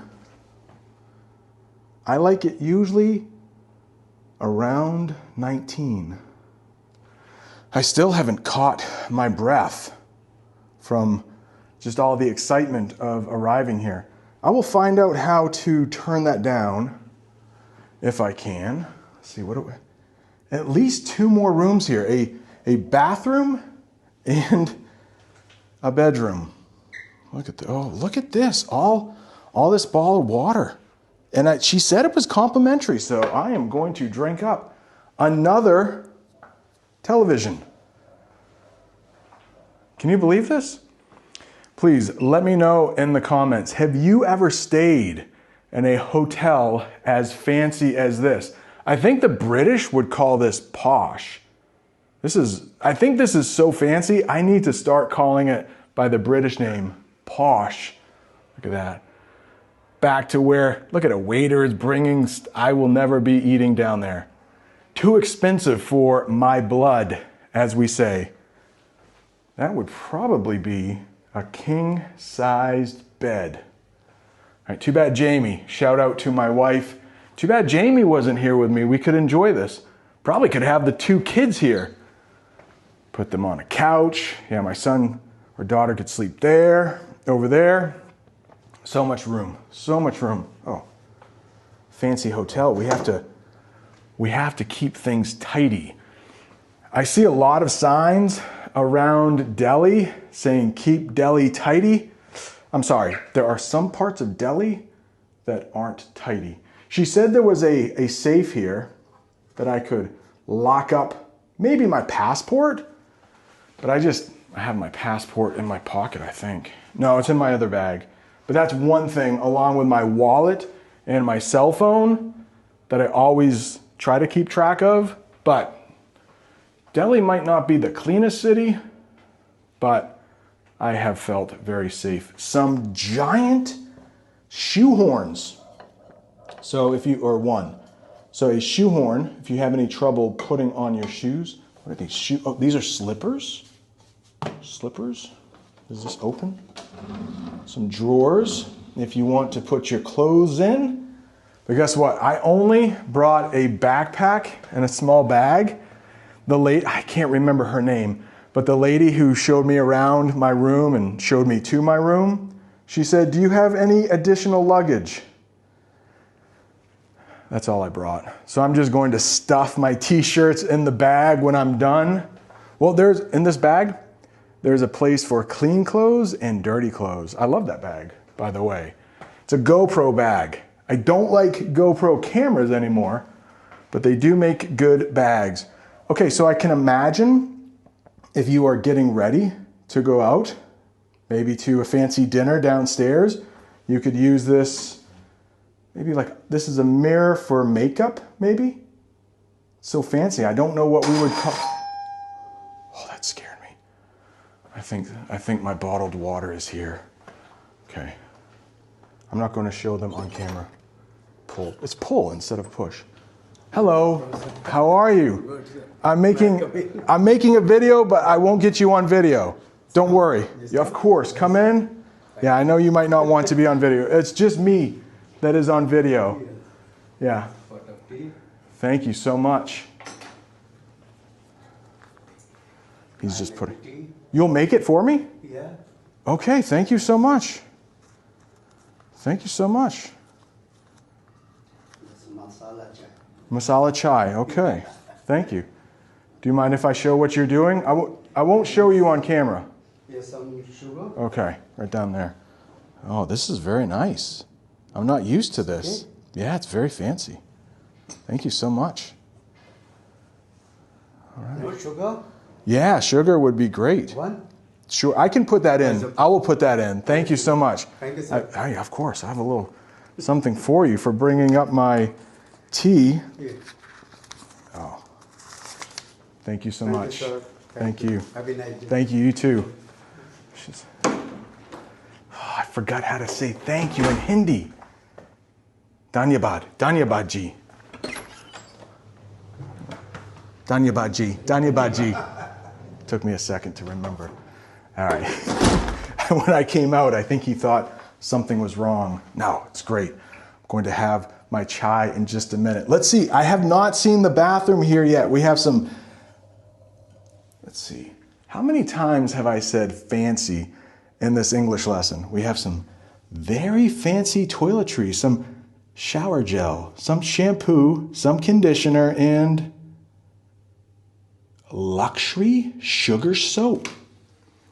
I will use that later. It's very hot in India. I did get a little sweaty on the way over, even though my Uber was air conditioned, sort of. Not air conditioned as much as I like, but probably 22, 23 degrees Celsius. Yeah, I'm gonna have to figure out. Maybe I can't. Maybe I can't turn it down. Okay, I need to have a thumbnail here, like, whoa, look at this. The nicest hotel room I've ever stayed in. Where were we? Bathroom, toiletries, extra towels. Sounds like somebody is doing some construction. Did you hear that? Anyways, shower head here. Let's climb into the bathroom. Let's climb into the bathtub. Shower head. Very nice shower head right there. But you can take it off, and if you want to get extra close to parts of your body to clean them extra well. Wait a sec. I'm standing in a tub. I'm standing in a tub where I can take a shower. Why do I need 2 showers? Okay, well, we'll talk about that in a minute. So more toiletries. Oh, before I forget, how much did I pay for this hotel? I think it was right around $150. I think breakfast is included. So a hotel like this in, let's say, a large American city, I really cannot imagine how much it would cost. Well over $1,000, I would think, for one night. I am only staying here for one night, but beautiful sink. What is this? I don't even know. Okay, let's see. Ooh, that's nice. That's good quality. We have some cotton swabs, but to be honest, we would just say Q-tips in the United States. That is the name brand. some kind of pads, maybe to remove, what is that noise? To remove makeup.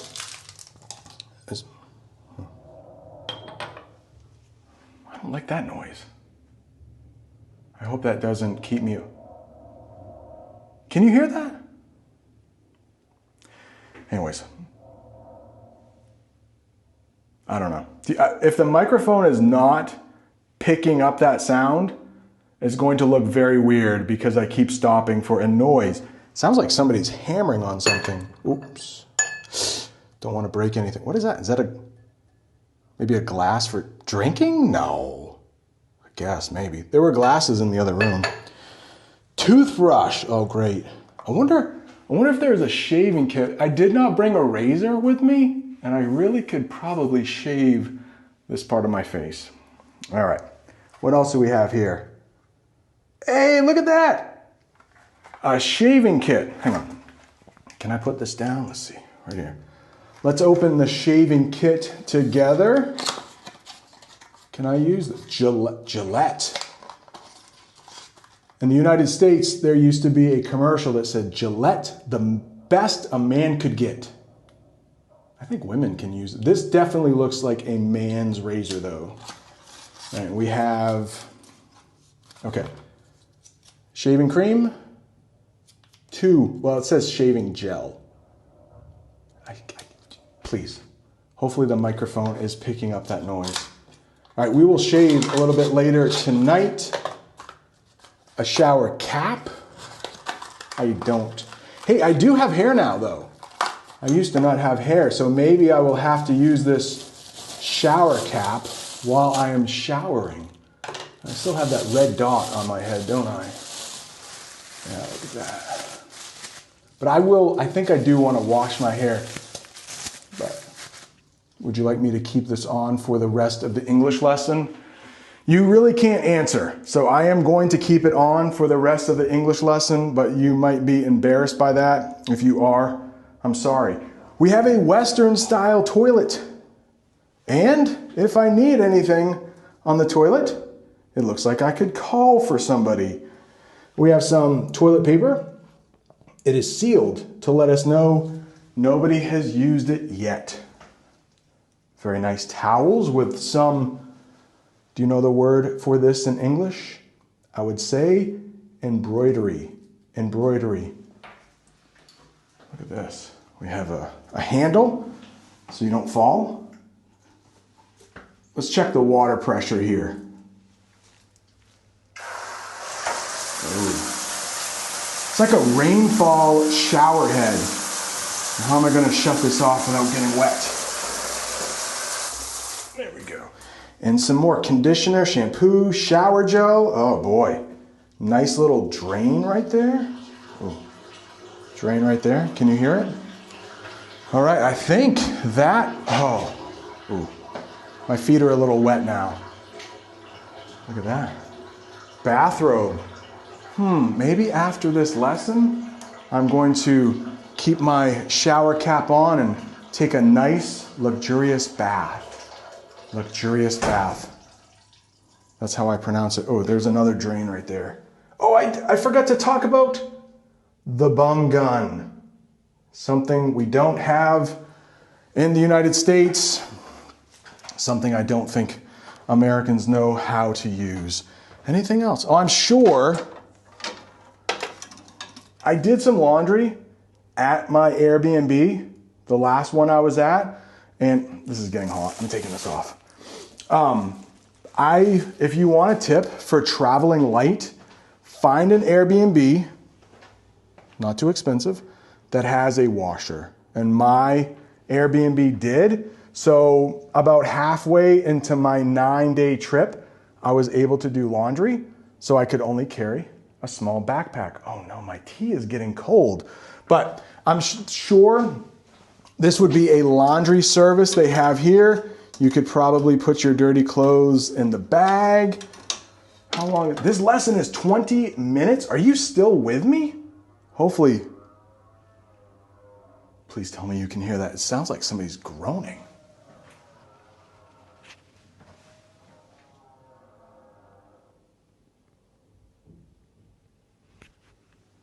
All right. Is this hotel haunted? So I can't quite see it. The lighting is a little. Yeah, somebody is definitely.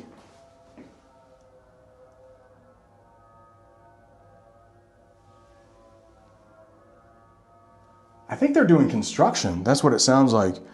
So there are the prices for each. Oh, there's a shadow there. I'm sure it's quite expensive, but you can see that if you would like, and then you can do the, to get, let's see, man's trousers. We might call those pants in American English.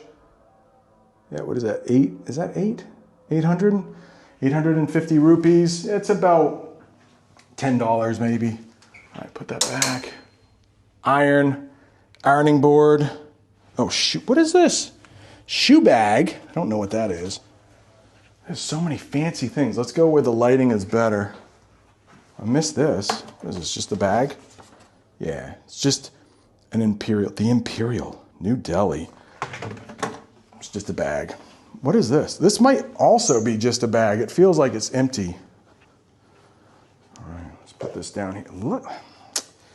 Oh, I am going to have a good night. Let's see. Put that right up here. Okay.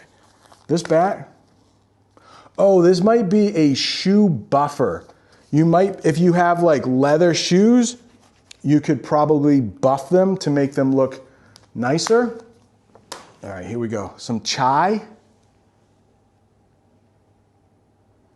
Oh, and these look like some cookies of some sort. Oh, what is...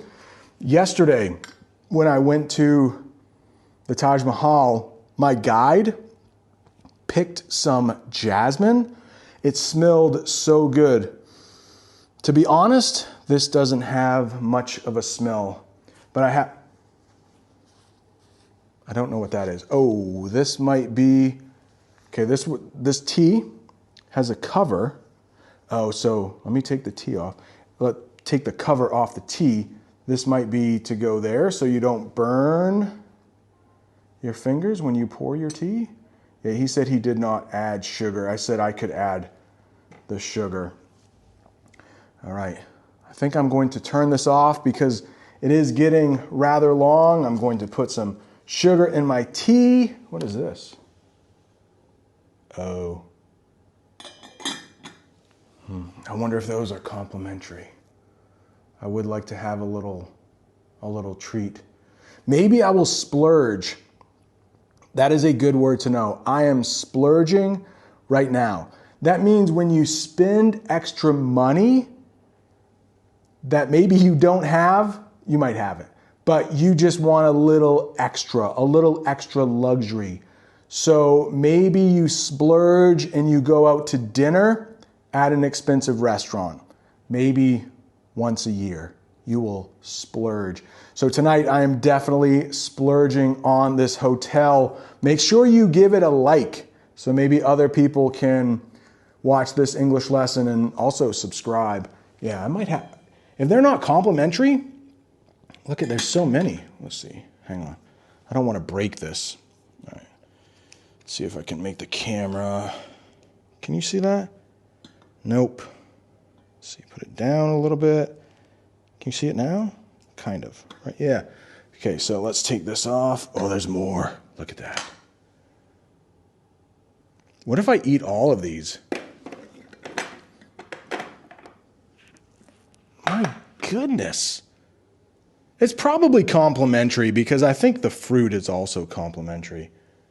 But I'm going to enjoy this chai and these little cookies of some sort. And I want to thank you for watching this really long, how long is this English lesson? 25 minutes. Thank you so much for watching. Right down there is another English lesson that I did at another hotel. So thanks so much for watching. See you next time. Channel members, how is it going? I am in the back of a car on my way to the Taj Mahal. Things are kind of crazy, but I've had somebody pick me up at a hotel, take me to the station, wait with me. When I got to that was back in Delhi. When I got to the station here, Faisal picked me up and he's driving me to the Taj Mahal right now.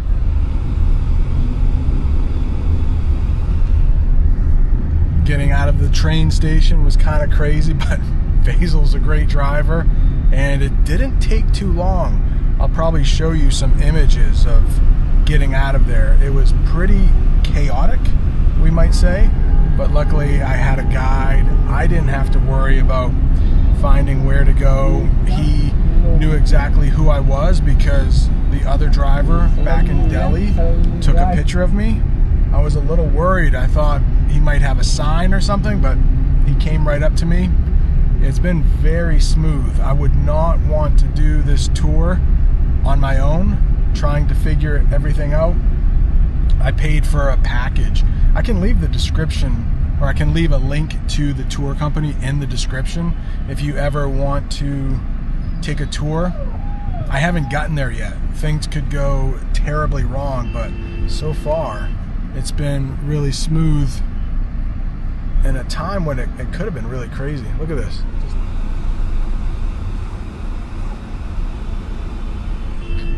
But somehow it works. I haven't really seen an accident or anything.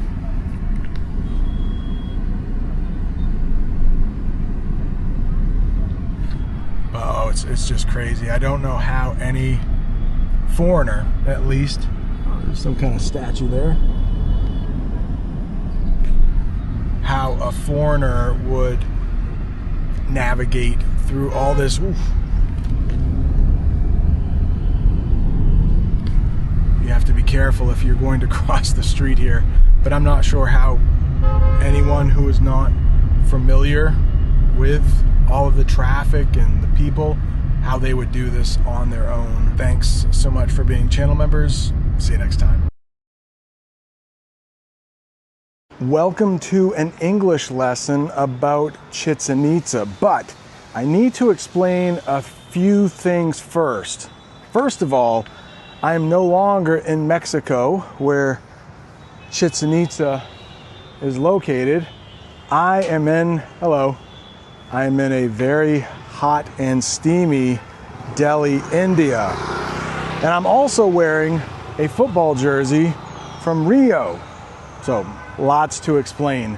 A couple months ago, I went to Cancun, Mexico, and not far from Cancun is Chichen Itza, one of the 7 wonders of the world. And I have a goal to teach an English lesson at all of the 7 wonders of the world. So last year, I went to Brazil, went to Christ the Redeemer. If you would like to find that English lesson, it is somewhere. Let's go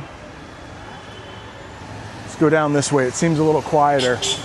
I filmed that last year. You can find the English lesson at Christ the Redeemer on the channel. Just search Brent, Christ the Redeemer, English, something like that. But a couple months ago, I filmed the English lesson at Chichen Itza. And tomorrow, I'm going to be going to Agra, India, to visit my 3rd wonder of the world, the Taj Mahal. I thought it would be weird to release an English lesson at the Taj Mahal when I hadn't released the Chichen Itza lesson yet. So you clicked on the Chichen Itza lesson. It was a bit difficult for me to film because I wasn't able to bring an external microphone like this one. And tomorrow, I don't think I'm going to be able to bring one to the Taj Mahal either. So you're going to see this English lesson with a lot of voiceover.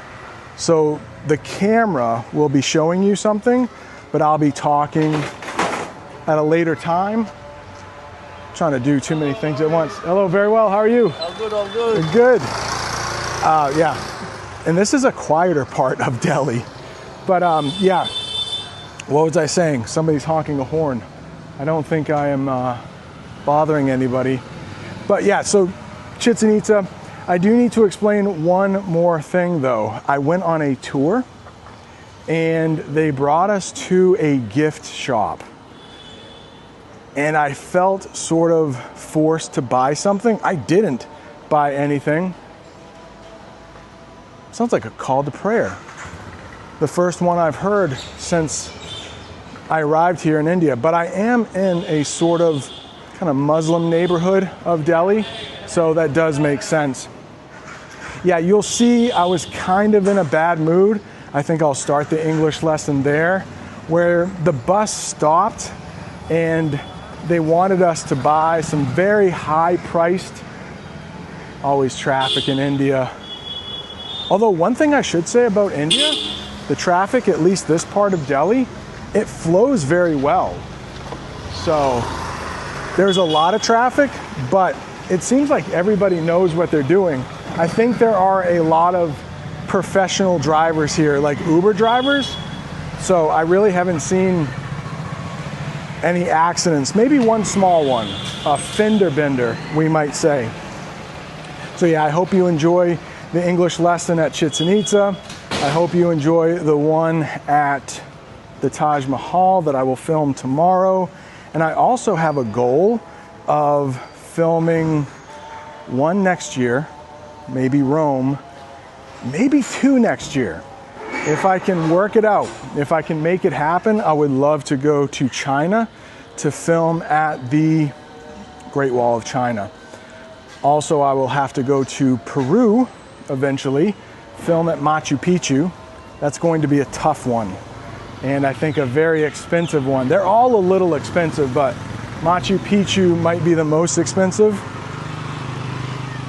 And I hope to, let's go on the sidewalk here, and I hope to film at Jordan, Petra, last, because I would love to wait a little while and hopefully Syria gets a little safer.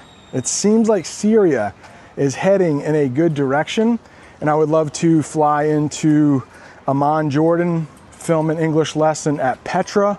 That would be my last of the 7 wonders, and then take I think it's a 3 or 4 hour car ride over to Damascus, which would be amazing. But thanks for clicking on the English lesson. Thank you for all of the support, and I hope you like the English lesson from Chichen Itza. What is going on, everyone? I don't even know the name of this stop for our tour, but I would definitely call this a tourist trap. They just brought us here to buy things. They gave us a little demonstration about the Mayan calendar, and I don't know for how long we are here, but that's something I've noticed in Mexico is a lot of times when you have a tour, they try to get you to buy extra things, but I'm very sensitive to that. I can maybe smell that pretty quickly when somebody is trying to buy me things or make me buy things.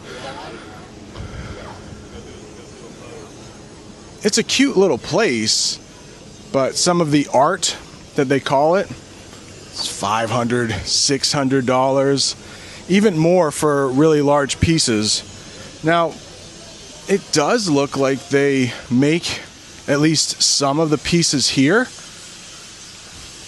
but I'm not sure if all of the pieces were made here. And they also, there's some beautiful artwork, but they also said it was to help a school in need. So they gave us a little guilt trip. It's a good word to know. They made us want to feel guilty, even though we paid quite a bit of money to be on this trip. My tour guide is named Caesar. That's why I have a sticker that says 61. Our bus is 61, and his name is Caesar. I will say, though, the people that work here are not pushy. It's a good word to know. Like, they're not really trying to push me to buy things. But when you stop and look at a piece, somebody in a blue shirt does come up to you. Take the glasses off here. We'll go in and have a quick look around. So just be aware, if you do ever take a bus tour to Chichen Itza, you probably will stop here for a little while, and maybe they think if people are bored. I think Jamie is buying something now, but we just bought water. It was like $2 American. That's not too expensive, but some of the other stuff is. And I'm wondering if somebody is going to come up to me and say, don't film. But that hasn't, but that hasn't happened yet. You can see the people in the blue shirts. They do want you to buy things, of course. That's their job. But I would say the stuff here is overpriced. Tourist trap. But hey, at least we will get to see Chichen Itza here, and we will get to swim in a cenote. So it should be a pretty good day. Yeah, nobody is coming up to me now that I'm filming, but that's okay. The people were nice here. I just don't like kind of being felt. I don't like it when other people try to make me feel guilty to buy things. Like, let's look at this stone here. Some of the prices are hard to read, but this is obsidian, and I guess it comes from volcanoes, and there aren't any volcanoes around here. So we were told that the Mayans had to, or is it Maya? The Maya, that might be the people.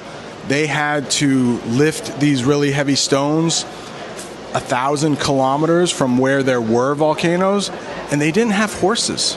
I didn't realize that until my tour guide told me it was the Spanish that brought horses to this area of the world. All right, the next time I see you, I don't know, maybe we'll be in a cenote, maybe we'll be having lunch, I'm not sure. The guy in the green shirt, his name's Caesar. He's my tour guide. He was great. I just didn't like being dropped off at this town. As lovely as it is, but it was just designed to make tourists buy things. In a minute, you are going to see a sign that says, like, thank you from the school. If you buy something here, you're going to help us.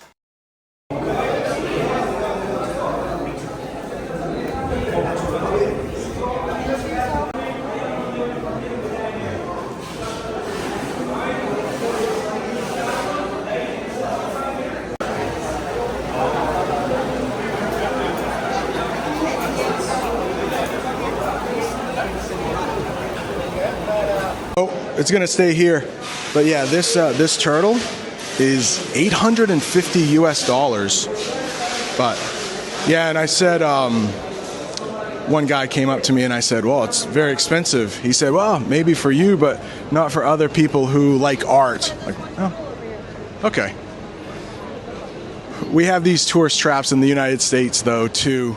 This is the bus that we're taking from Cancun to Chichen Itza. It's beautiful, nice and air conditioned.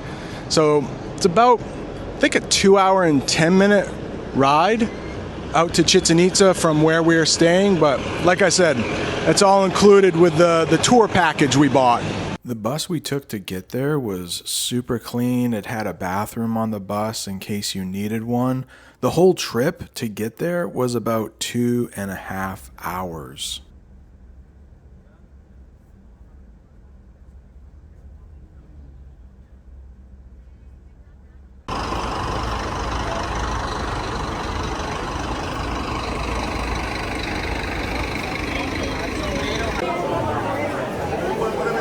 We paid one price for everything. I think it was $150 per person, but that paid for the bus ride there and back.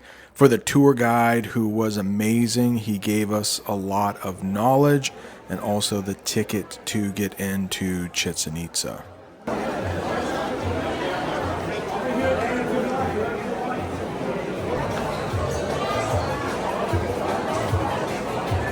We were advised to rent an umbrella because the sun was so intense.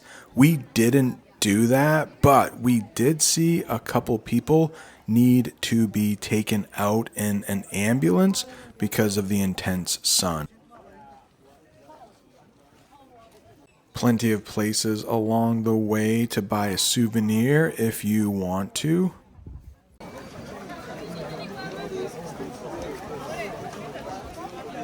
Okay, guys, everybody, 61. Our tour guide is protected from the sun, as you can see, but he told us to make sure we remember the sign because getting out of the park can be very confusing. And there is our first peek at Chichen Itza. Right now we are walking through the Great Ball Court at Chichen Itza. It is 545 feet long. Players use their hips to hit a heavy rubber ball through a stone hoop. The winning team often lost their lives. Their lives were given in sacrifice to the gods.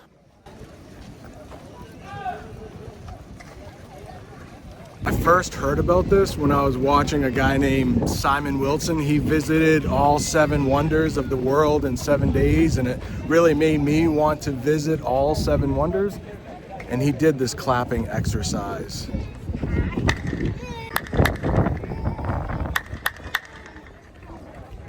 Just one buzz or more than once? Hit a vibration, is that right? It was very hard to tell secrets here because you could hear somebody talking all the way over on the other side of the ball court.